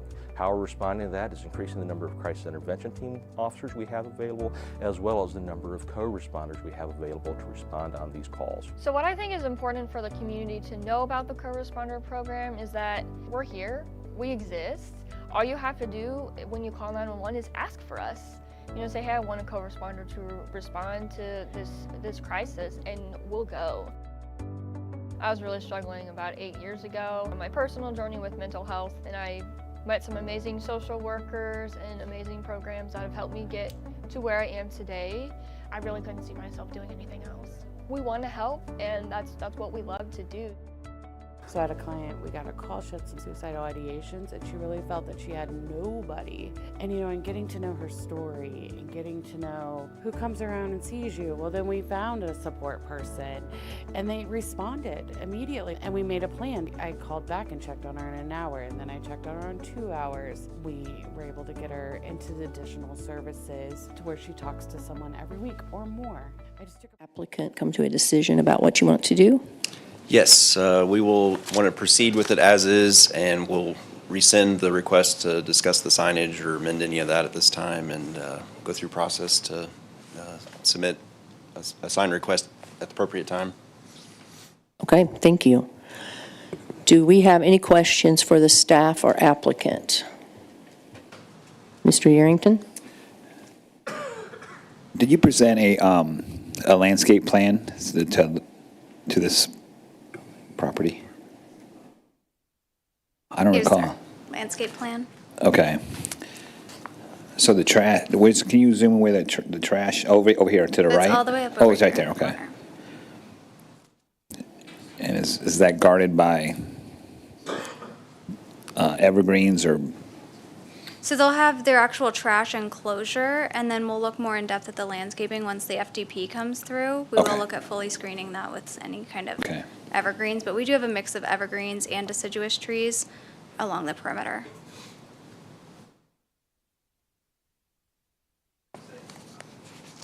Did you say you have evergreen trees around the perimeter? Yeah, so we have a mixture of evergreens and deciduous, which are just our shade trees. Larger ones are the shade. I think these ones here are the evergreens. Oh, yeah. I don't see any behind the building towards the apartments. I just see those three big trees. Mm-hmm. I guess my concern is, like, the apartments are that's parking to the apartments, and those apartments, like, look at the back of that building, and that there's nothing to screen the building. Yeah, we can see if the applicant would be interested in introducing any more evergreens or screening back there. Since it is PMIX to PMIX, we don't have specific buffering requirements between the two.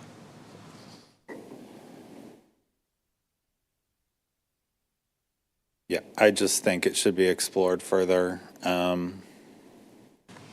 mean, and this isn't comment section, but that's my concern, is that there's not enough screening.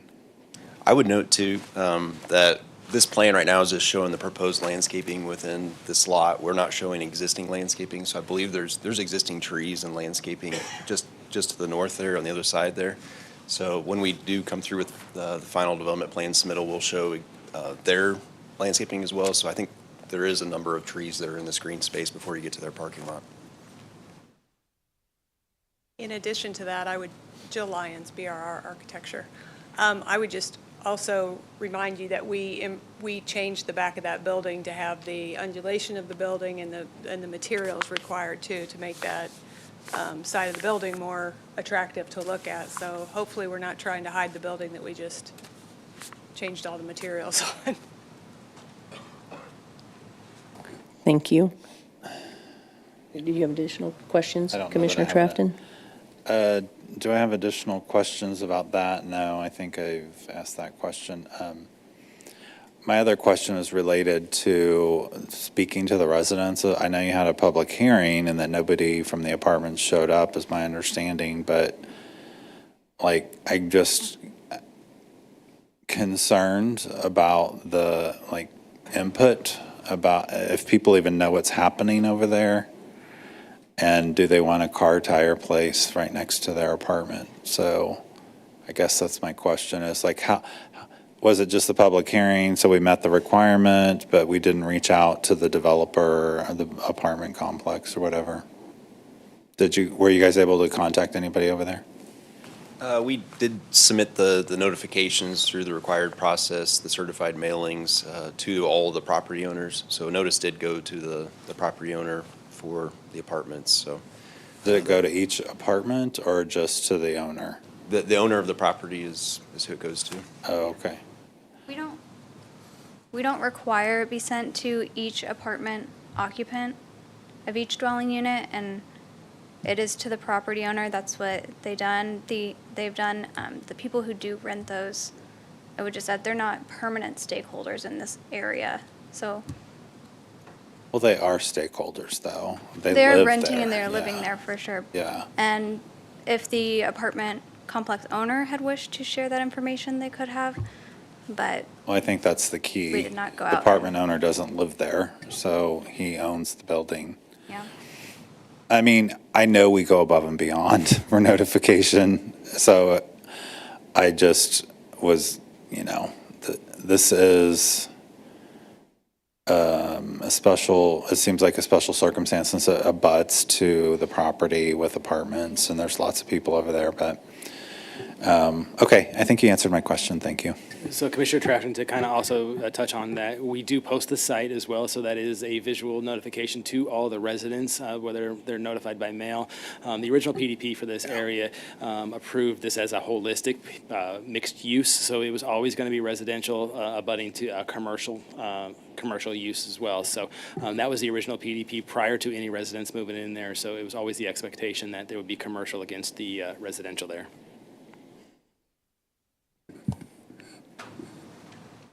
Is anybody having trouble hearing? It seems like the volume is down. Yours seems to be low. Shannon? It could be me because I talk a little Okay, softer there we go. sometimes. That's better. Oh, get on the mic. That's my fault. Okay. I have a question for the applicant regarding noise. Do you have ways of making sure that there isn't an excessive amount of noise when you are in operation? Could you speak to that? Well, we are aware that there is the noise ordinance for Lee Summit, and the door, the operations must occur with the doors closed, so aware of that. So that would obviously help with the services that occur at the store as well. I know historically they have done noise studies. The orientation of this, it's projecting south, so it's away from the residential, it's towards other commercial, and just the distance that it takes to get, to Chipman or other properties south of Chipman is a great distance. So there's limited concern for noise, is what I would say. And then obviously if there's an issue, that's something that the city could, provide a code enforcement or coordinate with the company on that. Okay. No residents participated in the neighborhood meeting, so it didn't come up. And then I think maybe Andy's would be the one closest, but they didn't show up either. So I was just curious. Commissioner Jana Ford? Thank you, Chair. Another question for you, Mr. Applicant. So tires and oil centers, they have technically hazardous waste. How is that being disposed of? How is it being stored? How is it being hauled off-site? What does that look like? So they have weekly trucks that come and service their stores. So for any like tires, those will get picked up and be recycled.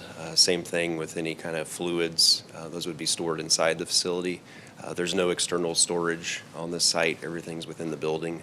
So those will be contracted out to be appropriately recycled and or disposed as appropriate.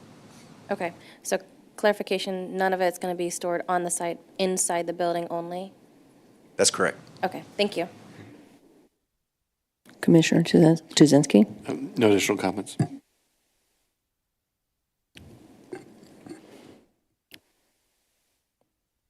All right, do we have anyone who wishes to speak in support or opposition of this application? All right, Comment whenever we get there. okay. And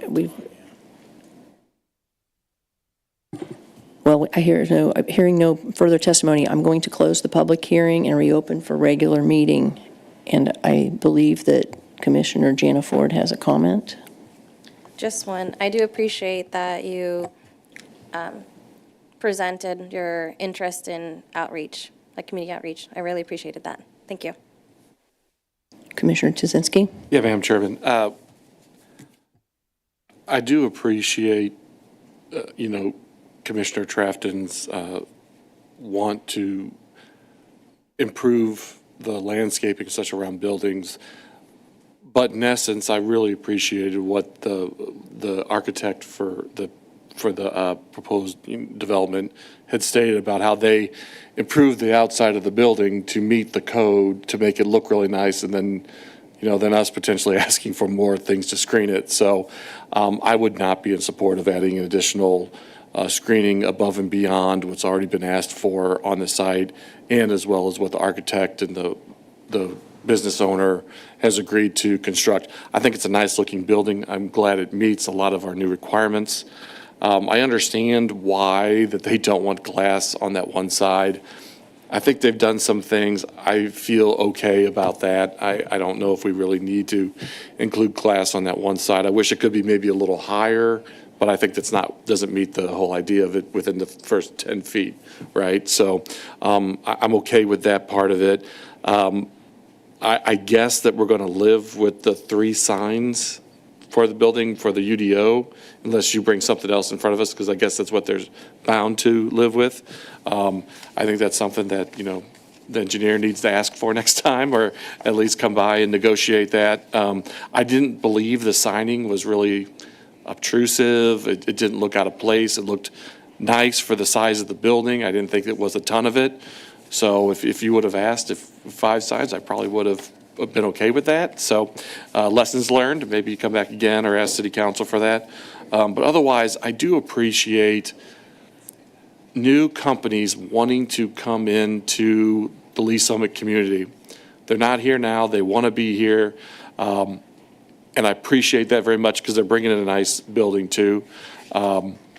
So I wish them the best of luck. I hope it gets approved, and that's my comments. Thank you.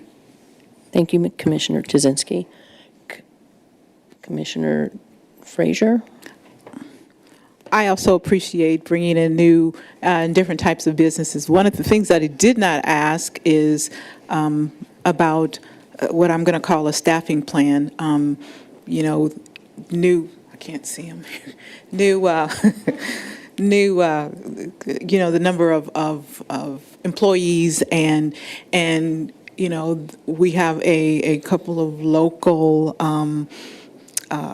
colleges here that I know train and have programs that specialize in auto mechanics and that sort of thing. So I would just kind of put a bug in your ear that maybe you could go and recruit in that particular area. But I also appreciate and recognize that, you've got competition on what the south side of your parking lot there, but then also recognize that Andy's is over there too. So again, thanks for coming, and I wish you the best of luck, and I'll be in support. Thank you, Commissioner Frazier. Commissioner Trafton? Yes. I too appreciate that you're bringing a new business into this community. I think it's awesome. I think it'll be nice to see a different type of tire store. And I love the fact that you added the undulation and all the different views of the building. I think it's it's going to be the nicest looking tire store in Lee Summit. So thank you guys for that. Now we'll have to step up the standards for other people to maybe up their game. But, I don't know that we need a sign on the north side of that building facing the apartment complex. The apartments are going to know that tire store is there. There's plenty of signage on that building. You know, I am supportive of this. I'm not in support of that sign on the north side. So, you know, staff, they do a marvelous job of trying to stick with the UDO, so I appreciate their efforts. And I don't think some evergreen trees on the north side is gonna like disparage the nice looking north side of that building. I'm looking at it right now. So, you know, trees of all kinds, I just think we need more of them in the community. So I don't think it would hurt to have a few evergreens on that north side. So, but I will still be supporting this application to move forward for recommendation. So thank you. I will say I do appreciate you coming to us, and I appreciate your willingness to work within the community. That's really important, and the building looks very nice. I will say, though, that Valvoline came to us, it's been a little bit, I didn't think it was a good fit for the area, quite honestly, because of the restaurants around there, and I didn't have a problem with the building at all. I just didn't think it was a great fit. I somewhat think this with yours, but at the same time, Valvoline's there, and it now blends with what we've already started. So I would say I will be in support of it. I do appreciate that you are making an effort to be a good neighbor in the community before you even get started. So any more comments from the commission? All right. If we have no further, then I would entertain a motion at this time.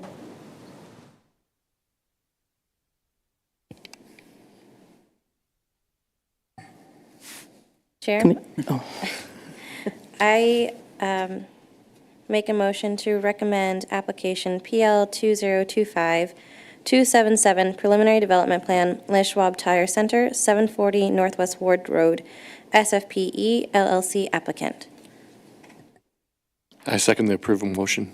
All right, we have a motion and a second. Can we get a roll call vote? Ed Yerington, Yes. Sherry Frazier, Yes. Terry Trafton, Yes. Dana Arth, Yes. Tanya Jonna Ford, Yes. Chip Tuzinski. Yes. Okay, the motion has passed. Thank you very much.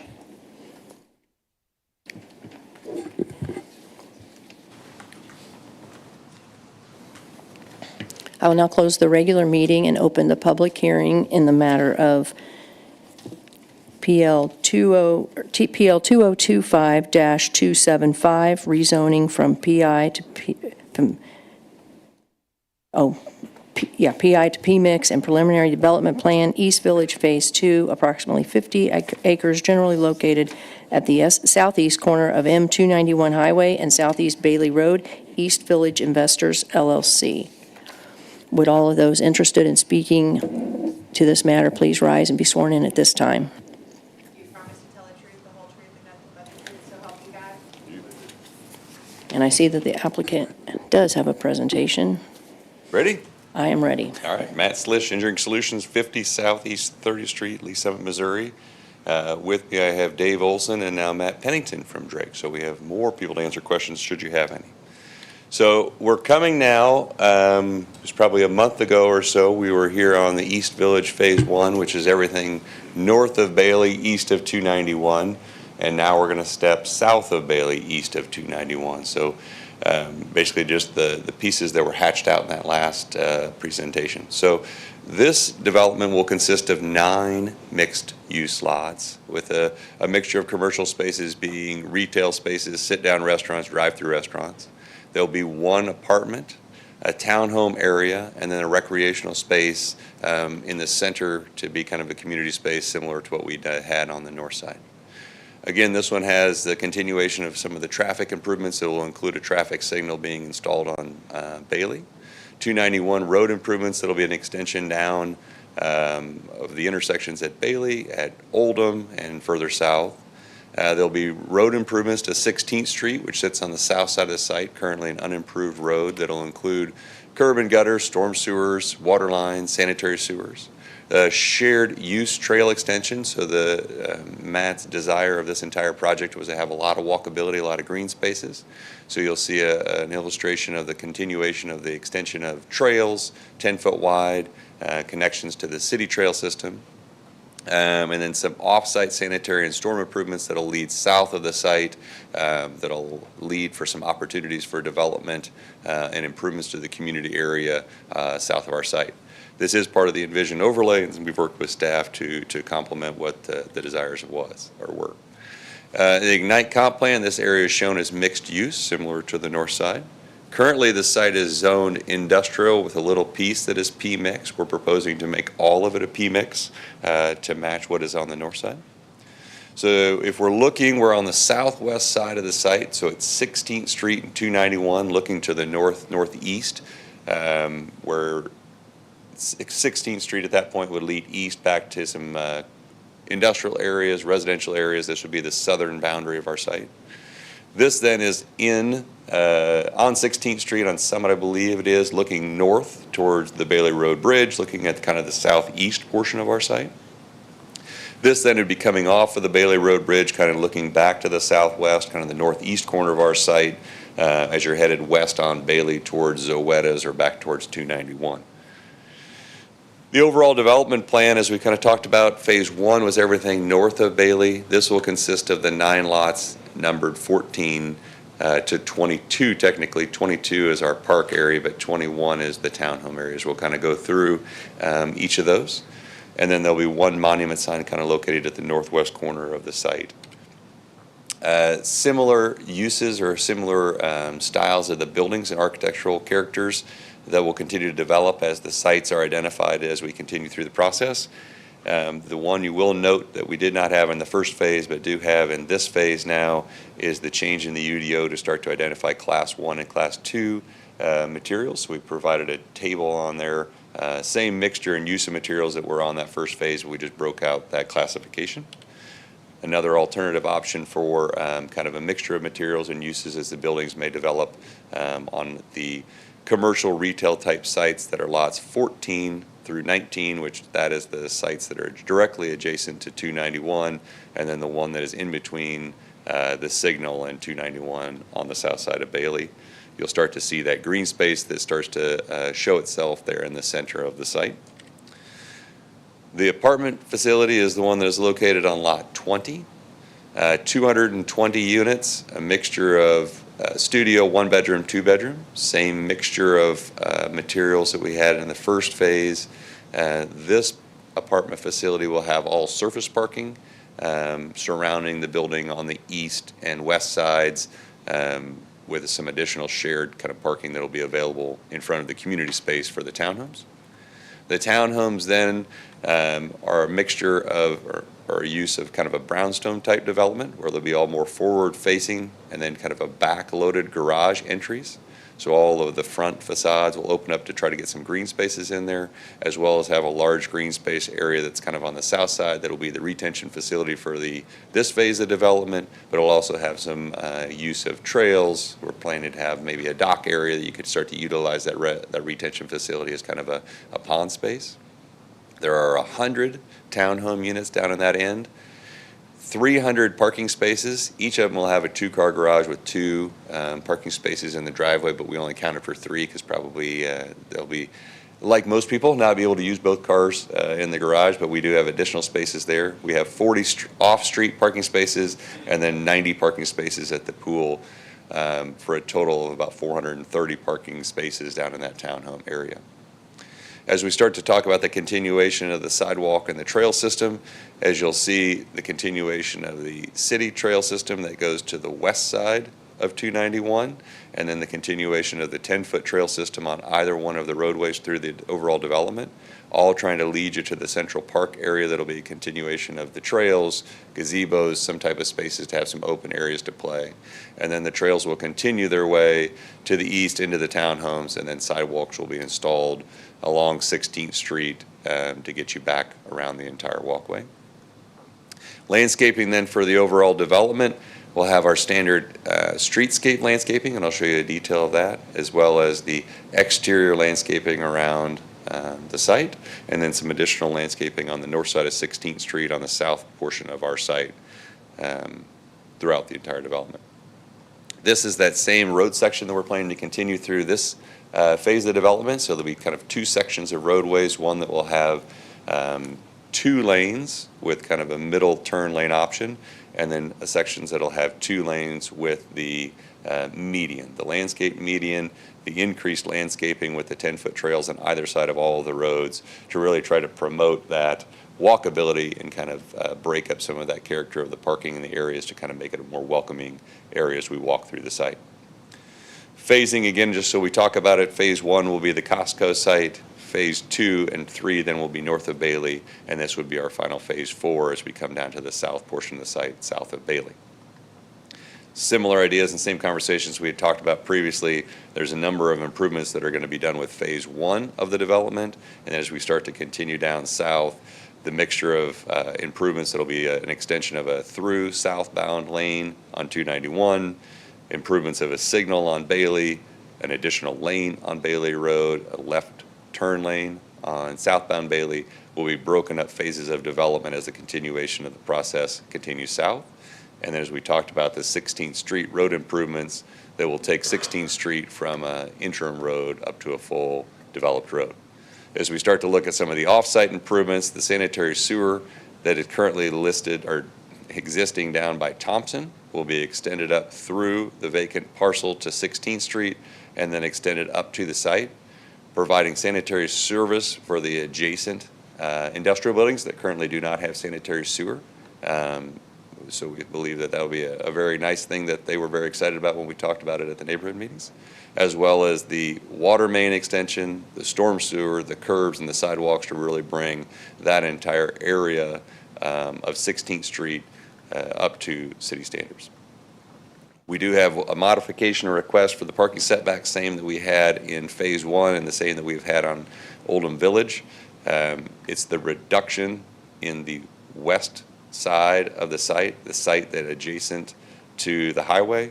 The purposes of it is to go from 20 feet of setback to 10. We're still going to provide the same amount of landscaping that would be required by code, but the purposes are that the site currently has 50 to 60 feet of existing right-of-way out there of green space that you can see.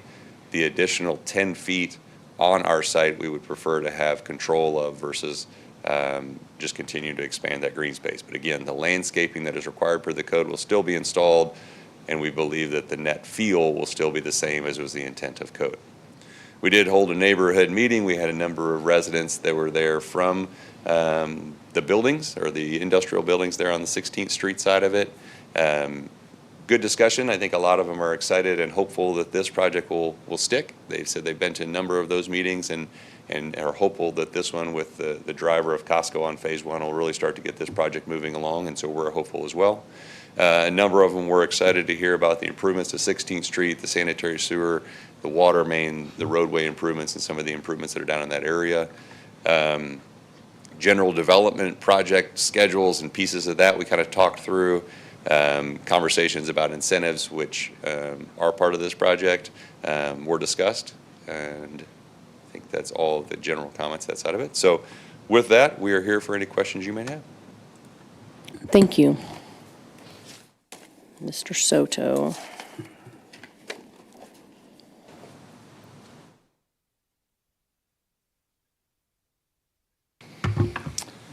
Good evening. Hector Soto Jr., Senior Planner. I'd like to enter into the record Exhibit A, list of exhibits 1 through 20. Exhibit A, 1 through 20 are entered into the record.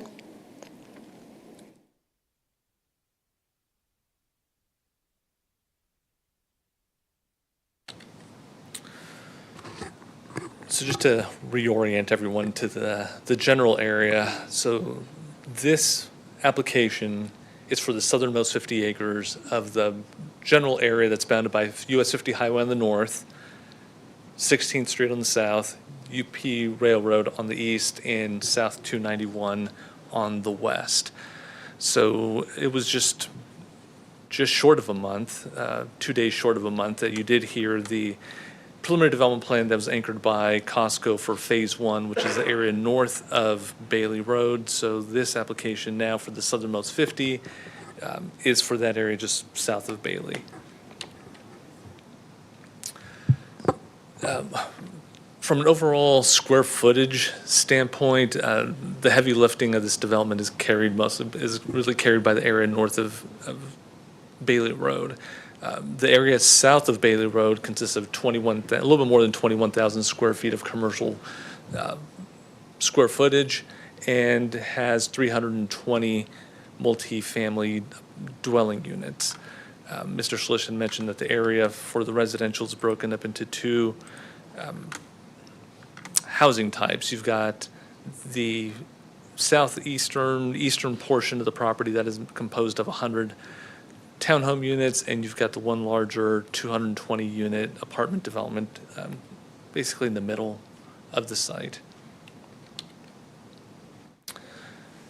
So in addition to that preliminary development plan, as Mr. Schlicht had mentioned, most of the property is zoned PI. There was just a little sliver of it that's zoned PMIX. So this application is for rezoning of the bulk of the property from industrial to PMIX, as well as the associated preliminary development plan for the overall development of the site. The proposed rezoning to PMIX is consistent with the planned mixed-use land use designation that's included in the Ignite Comprehensive Plan. Overall, the 9 lots, here I'll just kind of be somewhat kind of recapping what was already mentioned. The overall 9 lots that make up this portion is composed of the 6 commercial lots, 2 multifamily residential lots, and the 1 open space park right in the middle of it. As a site overall, there's more than enough parking to satisfy the projected needs for the uses as currently shown. The proposed building elevations are consistent with those that were provided, actually that are the same ones that were provided for Phase 1 north of Bailey Road. As we said, this application is a continuation of the area north of Bailey. These elevations are also consistent with the typical building elevations that were proposed for the Oldham Village development to the west. So the material palette includes brick, stone, EIFS, wood composite, or composite wood, and some metal features. Primarily, the metals primarily at this point more for the canopy features that will provide cover for the entrances. Similarly, the elevations here call out the use of brick, CMU, stone, fiber cement on the apartments, and the townhomes will be brick, stone, fiber cement. I guess maybe this might be an area I'll ask Mr. Schlicht after a while to maybe come up and confirm. So the site plans that had been proposed that were submitted show the proposed large monument sign to be not at Bailey Road, but at the southernmost corner of that'd be lot 18. Phase 1 included a large monument sign here at Bailey Road and 291. So based on the plans that were submitted, I saw that the additional 4th monument sign to serve the overall development was actually down at the southernmost corner to serve as more of a gateway signage for vehicles traveling north along 291 highway. But that's something we'll have the applicant just confirm in a bit.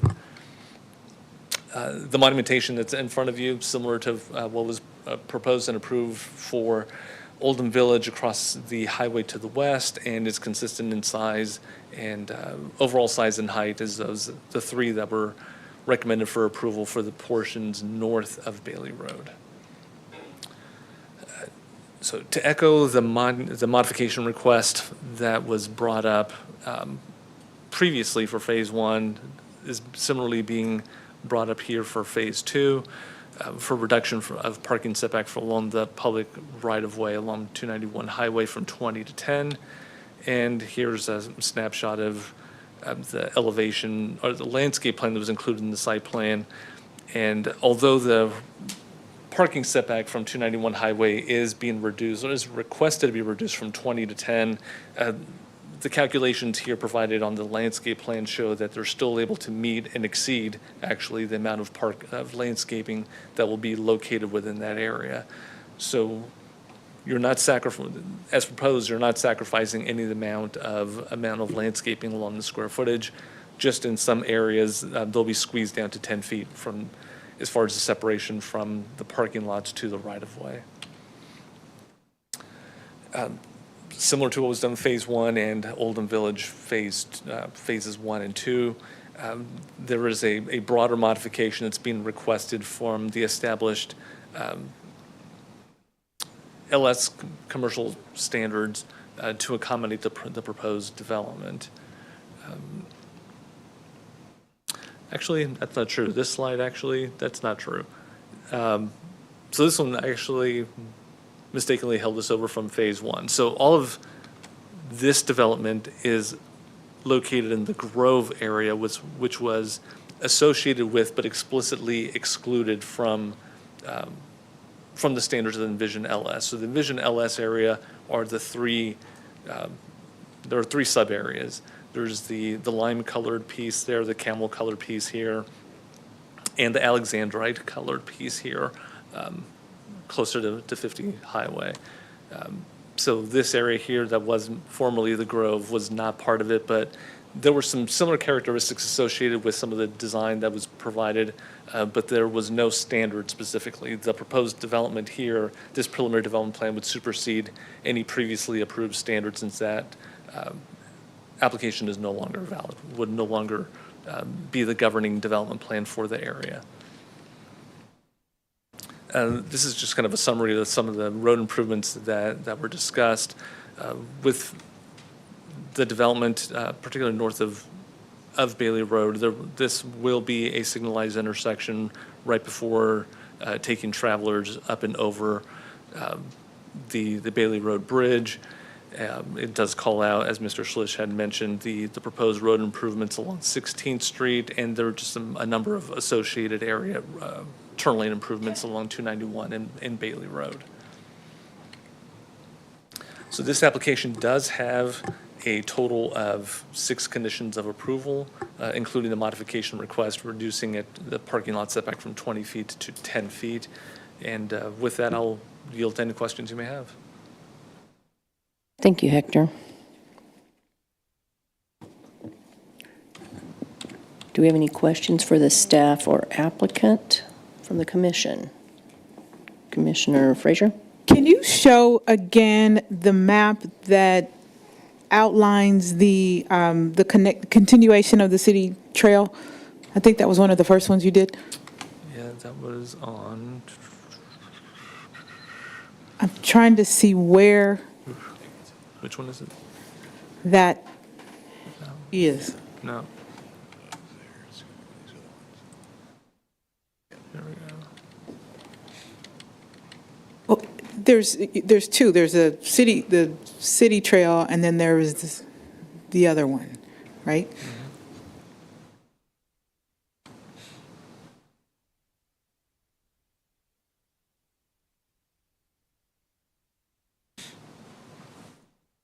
Is that what you're asking for? Yes. And then, yeah, the city trail is the continuation across 291 on the south side of Bailey. There's a continuation of the city trail on the south side of Oldham to the west side of 291, getting up to go north into the city downtown type area. And then also this continuation that gets back to a sidewalk that eventually makes its way up and across Bailey Road Bridge. But then they also connect, and this is a question, to the green space, both, I think that says Park 1 and Park 2. Is that, am I reading that right? Yeah, so all of the roadways that are 3 lanes will have 10-foot sidewalks on both sides, or trail systems that connect all the way from the southerly tip to the northern, and all of them will lead you to a point of getting to the park, as well as being able to touch every site with the trail, so that you can go on a walk or you can go on a hike and give you an opportunity to have some pedestrian activity. Got it. Thank you. Thank you. Commissioner Trafton, do you have any questions? Yes, I do. Just one question about that property adjacent to Lot 18 and Track F down there, the corner spot on 16th and 291, like, is that not included because they couldn't acquire the rights to the property, or it's just like a vacant lot that? Correct. It's a parcel that the current landowner chose to keep to themselves, keep for themselves for future development or whatever they would like. Okay, yeah, thank you. You answered that question. What's help me understand the signal light, like next to the street, like you have the main thoroughfare going through the development from Costco down to Bailey, and then you choose to put the light on the other. I mean, it seems like you'd have more traffic going south. I don't know the name of that street, but it goes between 14 and 19. Correct. Yeah, so like, the idea is that too close to 291, or because you have the light up there? Sorry, Yep, go ahead, yep, sir. Exactly, yeah. So as we decided and started drawing this, we worked with staff and traffic engineering here, as well as with MoDOT, and the extension of Oldham, the signal location was very tight to 291, so we pushed it as far east as development possible and where we could make a reasonable location still work with all of the access points. The preference for the development team was to have the signal here. However, based on staff and MoDOT, their preference and desire for traffic safety was to push it to the east side of it here. And so what we've agreed upon is a 3/4 intersection at that point. So you'd be able to come westbound on Bailey and turn in. You'd be able to come south out of Phase 1 and turn right, but you would not be able to come out southbound and turn left. But if you're coming eastbound on Bailey, you would be able to turn left into the development. So this was a safety concern reason that the signal got moved further east. Yeah, I mean, I just think most people are going to be on that road wanting to go south, and now, I mean, it just seems like more of a pain point for people and traffic flow than it is. So, okay, well, you answered the question, thank you. The other thing I think I'm going to bring up is around the 10-foot easement that, well, I'll reserve my comments till later, but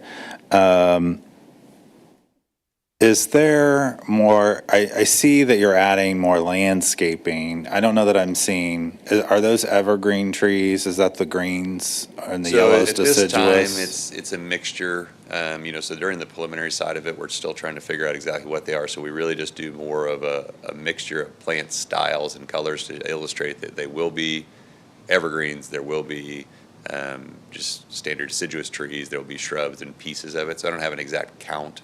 We do have on our landscaping chart some initial ideas of mixtures that we call our trees and evergreens and ornamentals and shrubs. Those kind of get more defined as we get the final development plan side of it. But yes, it'll be a mixture of all of those through that area. Okay, thank you. You answered that question. Track C that I'm looking at, so that's going to have water in it? It will, yeah. It's a retention facility, so it will be a wet basin. And did you get any comments from the property owners to the south of that? I mean, it seems like they might have some concern about it.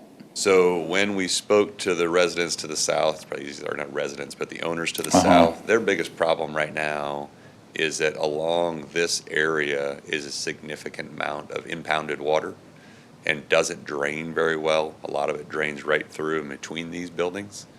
So the thought and idea of having a storm-controlled system upstream of them was, I don't want to speak for them, but I think they were happy to hear that there were going to be some improvements that would start to install a storm sewer system that's going to pipe that water through their lots and get it to the south side, as well as start to control some of those peak runoff flows. So I think it was met with more happiness than concern.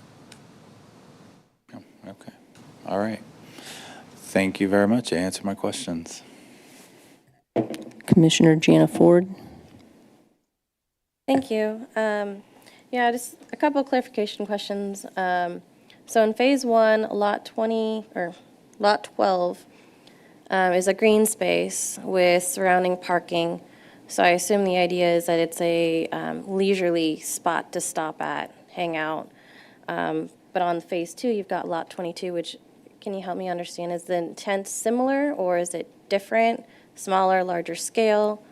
Yeah, so I think there's kind of a mixture of uses. The idea in phase 1 with that space is to get a local coffee shop and give them a space to have meeting.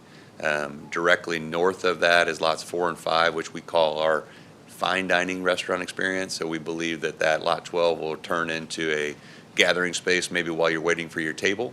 It's also centrally located for the apartments, so hopefully that becomes the space that maybe they go out and play, have more of a green space to kind of have a little larger area that's where they're taking their kids or doing activities on. Lot 22 then, because we don't have as much of a residential component down there that's directly related to it like we did with the apartments, we still stuck it out in front of our one apartment down on that end. Still the same idea of having trails that go to it. It's a little smaller scale. We're not going to put anything like a coffee shop or something with it, so it's more of a passive space from the sense of having trails, maybe some benches or a gazebo. But thinking more of the stuff on the north may be more of an active one, and this may be something more of a walking point to get to kind of just relax on that side of it. Okay, that helps. There's one diagram you have where it shows lot 22 has a yellow rectangle box.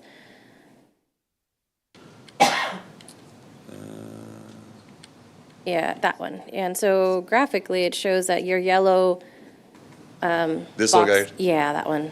More of just a structure of some sort, not really identified yet, but thinking it's more of like a gazebo or a pavilion or something they could come to, with the idea that there's a trail system that could come around the pond and give you around the townhome. So if you were a person in there, you could stop there and have a picnic or whatever it may be, depending on whatever these end users end up being commercially speaking. Okay. No, that helps. I was just wanting to understand the idea. And so now it makes sense why there isn't as much parking for lot 22 as there are for lot. Yeah, 12 we believe would be more of like a drive-to destination. Maybe you park there and then you walk over to a restaurant at 4 and 5, lots 4 and 5. And then this one would be more like you're walking somewhere and you come to this point and you walk to it just as a stopover maybe. Okay. And then the only other question I believe I have, where you've got the bend in Tract C, you've got the two like racks of duplexes, and in between you've got parking. I don't know if you're able to follow that at all. Yep, keep here? going. Yep, that Okay. one right there. Sure. I just have some concerns about folks leaving the last eastern row of lot 20 parking and then the parking lot that you just hovered your cursor over. Meaning the Just like impact of- conflict of people trying to leave the parking lot and people trying to get out of that little parking for the duplexes, especially since that seems to be the entry into the duplex villa. Yeah, there are 3 primary entrances into the townhome areas on the north side, the south side, and then off of 16th Street. And the idea of these little pods will continue to develop as time goes on, but it was to try to provide some visitor parking spaces. So often in these communities, you find it difficult to have a friend or whoever stay over just to get parking spaces. So I understand your point, and maybe we look at that one a little more in detail as we kind of finalize that plan to make sure that there's no impact or complication of interactions. That's all. Thank you. Appreciate it. Commissioner Tuzinski? No additional comments, thank you. I had a question. When would this phase begin as far as construction? The crystal ball. You want to have a? Yeah, we're gonna let the guy who takes care of that. Good evening, Matt Pennington, CEO of Drake Development, 5841 West 135th. We do have a schedule, but I mean, I think the focus is obviously phase 1 is Costco. That'll start hopefully immediately here in January. And depending on, we do have some buildings going on the west side as well with Oldham Village, so we will have to stagger the multifamily in phases. This will be a 6 to 8 year project, just due to the magnitude and the size of it. So we may start the townhomes, sooner than later, just because it is a different product type versus what we're doing on the west side. So we could bounce around having different timelines that could be faster, could be, on schedule or such, just depending on the market need and I guess timing of what we think is appropriate at that point. Okay, thank you. I have another question for the applicant, but I don't know if you can answer it, Matt, I think. It's not a high-level question, I guess, is what I'm saying. No. This one, on those townhomes, the garages in the back, and then you have parking in the garage, and then there's parking on the, you said one spot on the driveway, is that right? Well, so it's a two-car garage, and you'll have 2 spaces in the driveway. I was just more suggesting we show 300 spaces, which accounts for 3. So conservatively, we said, from a townhome perspective, each unit would have 3 spaces on site. Technically speaking, they would have 4, with 2 in the garage, 2 in the driveway, and then we have some additional off-street parking that's available as well. Okay, and so a lot of times when you see townhomes, the parking is very crowded on those driveways. How are the driveways long enough that it doesn't look like that? I know it's going to be in the back of the townhome, but I'm just curious. So I think currently shown, we have 25 feet, I think, from the garage to the curb, which would be more than sufficient room to park a car and still give space to let the sidewalk have movable space behind it. Okay, okay. All right, thank you. Any more questions at this time? All right. I know we have someone who wishes to speak in support or opposition of the application. Ms. Giddings, if you want to come up to the microphone.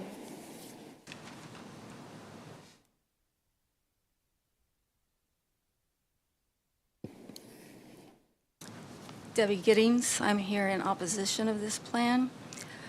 Hold on, can someone turn up her microphone? Or maybe you just need to get closer to it? They have the computer keyboard out, that's what it is. For this development, the citizens are getting maybe a restaurant and a retail space, but 5 fast food places, and 4-story apartment complexes and 3-story townhomes. Adding all those together is 320. There's 570 apartments north of Bailey, 370 across 291. That's almost 1,300 apartments or townhome type development in this area. In regards to the traffic that would be generated by that many, this allows for 10,000 trips to be generated just from this project. The road to access the fast food and restaurants does not have 300-foot spacing, so shared driveways are proposed, just like across Bailey, as well as Dutch Brothers has a private drive. So those are good ways for the developer to get around the problem and justify it as a private road. That excess basin that you were talking about, they have concerns about that, and hopefully there'll be funds available in 2028 to address the capacity issues. That's another item the developer was able to get approval for, and then hope for the fix to be citizens' tax dollars and not the developers. There are 6 intersections that do not meet distance requirements. Recommendations, development, the recommended development revisits the site to see what accommodations can be made. Has that happened? Right turn lanes are not provided at 4 intersections that code requires. Again, it's recommended the developer revisits the plan. Adding that traffic signal to protect the cars going right at that first interchange is to make sure that the cars turning left don't get hit by the cars that are coming from the east, but those will also be making a U-turn. That particular intersection, the developer is having to put $100,000 in escrow by the city to change that intersection once it's proven it doesn't work. The ability of anybody to access their home or apartment is going to have to be on Bailey Road. The only way to get south from those developments is to go north, because 16th Street is a right in, right out. So if you're in one of those townhomes and you want to go south, you either have to go to a area that's going to be unimproved down to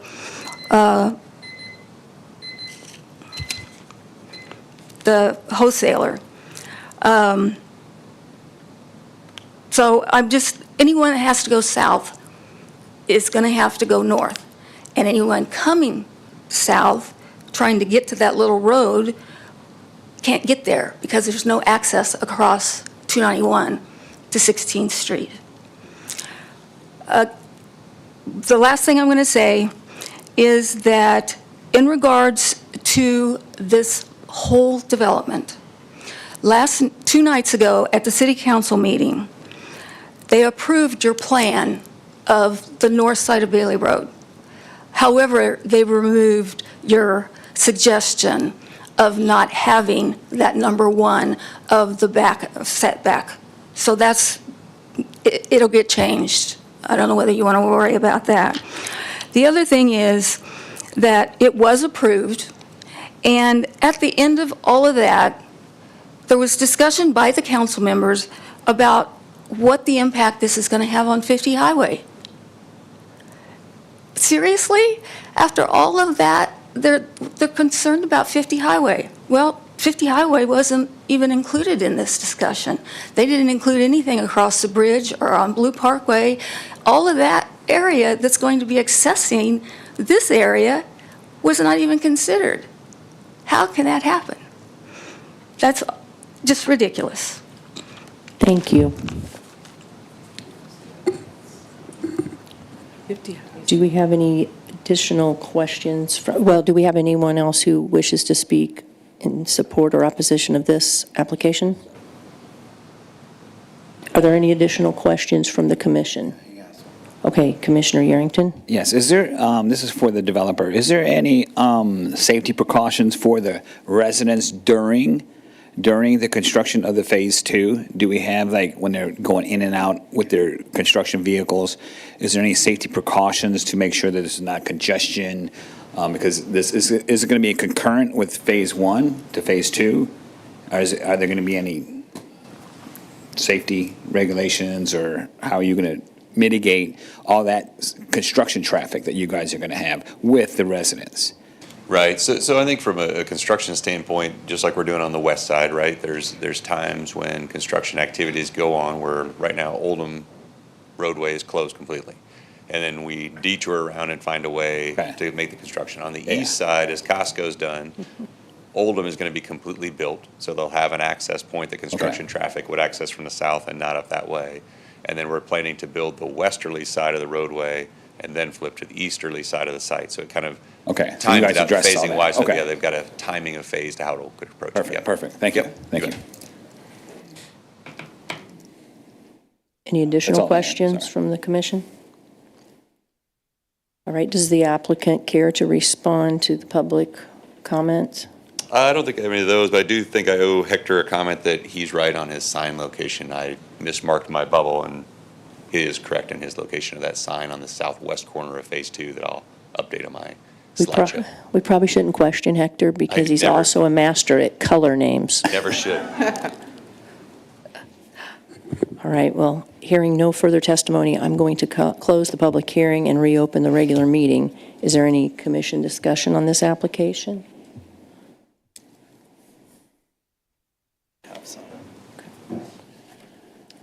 I have some comments. I love this development. I'm excited to see it happen. I'm still in strong opposition against the easement modification that staff is recommending and that City Council approved last week. So thank you, Ms. Gibbings. I did know that happened yesterday or Tuesday. I think we really, Ms. Alpers and Mr. McGuire, I do think the city needs to be looking at the UDO standards, and are we going to continue to do development without proper landscaping easements? Do we want another 291 North in 20 to 30 years from now? I don't think so. It doesn't look good, and I understand even if we change the UDOs, that we can make modifications, but is that what we want to do? I don't know. I know I did get some support from my fellow commissioners, so I appreciate that. I'm not going to try to move forward and waste our time tonight with anything different, but I do want to voice my concern about it. So I'm still supporting this with hesitation. So, you know, I guess you could say I'm supporting what it's going to look like in 20 to 30 years when it gets developed after 8 years. And I know it's going to be a nice area, and I know that the developer has made improvements from their other developments to make this a nicer community. I'm excited about the townhomes, actually, because I think we need that kind of product. And so I appreciate the effort to do that, bring in a different kind of product instead of just multi-housing units. So. But that will be my comments. Thank you, Chair. Thank you, Commissioner Trafton. Does anyone else have comments? Okay. I do. I have. Commissioner Frazier. Sorry.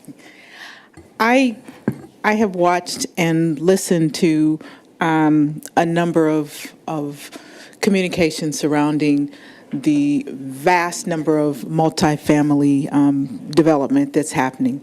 But I can say this, I appreciate the desire or the incorporation of the green space that I've seen not only in this phase, but then in previous phases too. And that's why I asked the question about the connection of trails, because that's important to many of us that are trying to maintain our youthful vibrance and that sort of thing. So I appreciate that. I appreciate the green space also because many times we assume that the multifamily units are just for, individuals and that sort of thing. So we need a space to, whether it's to congregate, whether it's to bring our children or family outside. So just wanted to say I appreciate that. I have not seen that in previous development. So the fact that it's incorporated here and the trails are continuing, not only in this part of Missouri, I appreciate that. The townhomes, in addition to the studio, the 1-bedroom, 2-bedroom, that sort of thing, I think that brings a nice mixture and variety into options we have for different generations. Thanks. Thank you, Commissioner Frazier. I want to comment about this application. We talk a lot about the IGNITE plan, and I was involved in that process. And when we started, we talked about where we wanted to head with housing. And we started out with multifamily, 72%, 13% missing middle, which are the townhomes and properties ending with the word plex, I will say, and then 15% multifamily.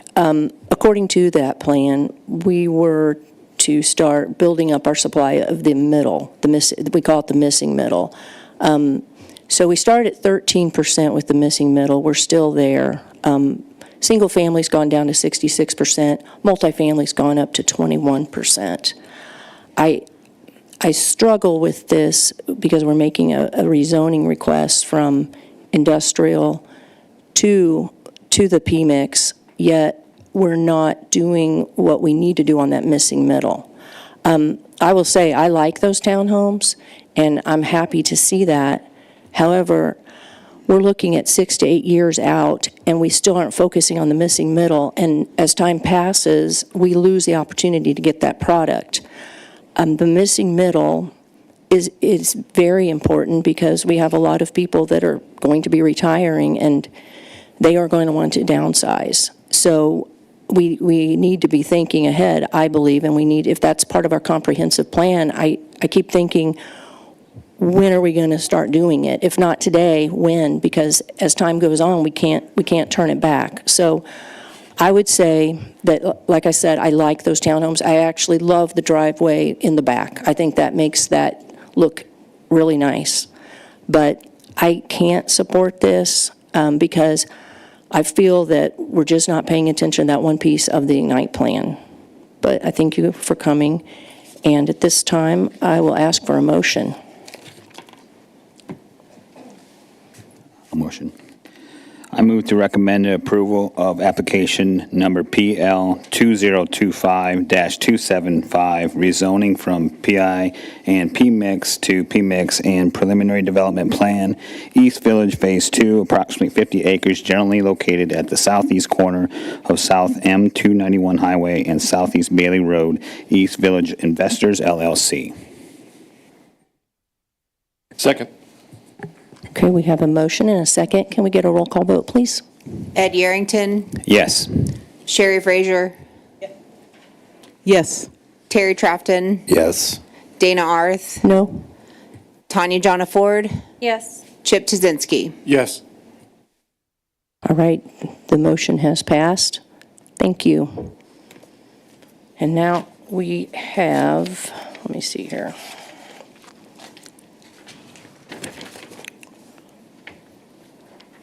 I guess it's time for roundtable. Do you have something, Mr. McGuire? I'll let the commission go first if they have Okay. anything. Oh, you're saving the best for last? Oh, yes. All right. Always. Who has something they want to? Oh, well, the commission doesn't have anything. Oh, I'm sorry, Commissioner Trafton. Thank you. As the representative to the CEDC, I just want to make sure I report out to the conversations that are occurring there and what council's considering related to economic development in the city. So the hot topic yesterday was carnival regulations. And so we had a lovely presentation update from our wonderful police force, the chief of police, get it right. He did a wonderful job of explaining theory behind routine activities theory. I don't know if you guys have heard of it, but it's an interesting idea of how risky behavior increases in large crowds and with lack of capable guardianship around. So the whole issue around unsupervised minors that get emboldened to do things that they shouldn't be doing because we know, their brains aren't fully developed. And so that was lovely. He also brought data, which I really appreciate. If you guys don't know, there has been a significant increase in incidents at our public carnivals, festivals, whatever, downtown, downtown days, and Oktoberfest is what we're talking about, to be explicit. So he brought data. There's, significant increase in a 23 to 32% increase over 2 years. And so it is an issue that I think, is a concern. There's also increased staffing costs related to police force. And so really, they're talking about, options on the table. Should we, get rid of carnivals in our, and just eliminate them? Should we restrain or restrict age requirements, types of things, etc. So I'm not going to get into all the details. They're still debating it. I think really kind of where they're at this point, because Downtown Days is 6 months away, they need to make some kind of decision. City's recommending, certain things. The police department's recommending certain things. Council is interested in certain things. And the chamber and Downtown Lee Summit Main Street, who run these two festivals, which are significant fundraisers for them, as well as providing things to do in the community that is fun for our citizens.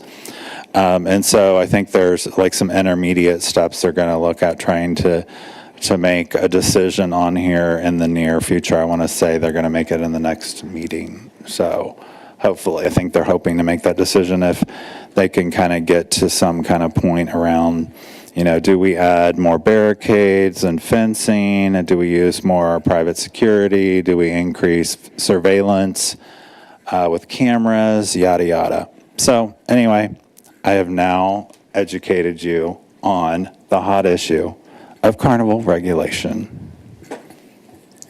Thank you, Commissioner Trafton. I'm actually glad that it's being talked about because it has changed the way people have felt about, since we've had some incidents, it's been a little scary.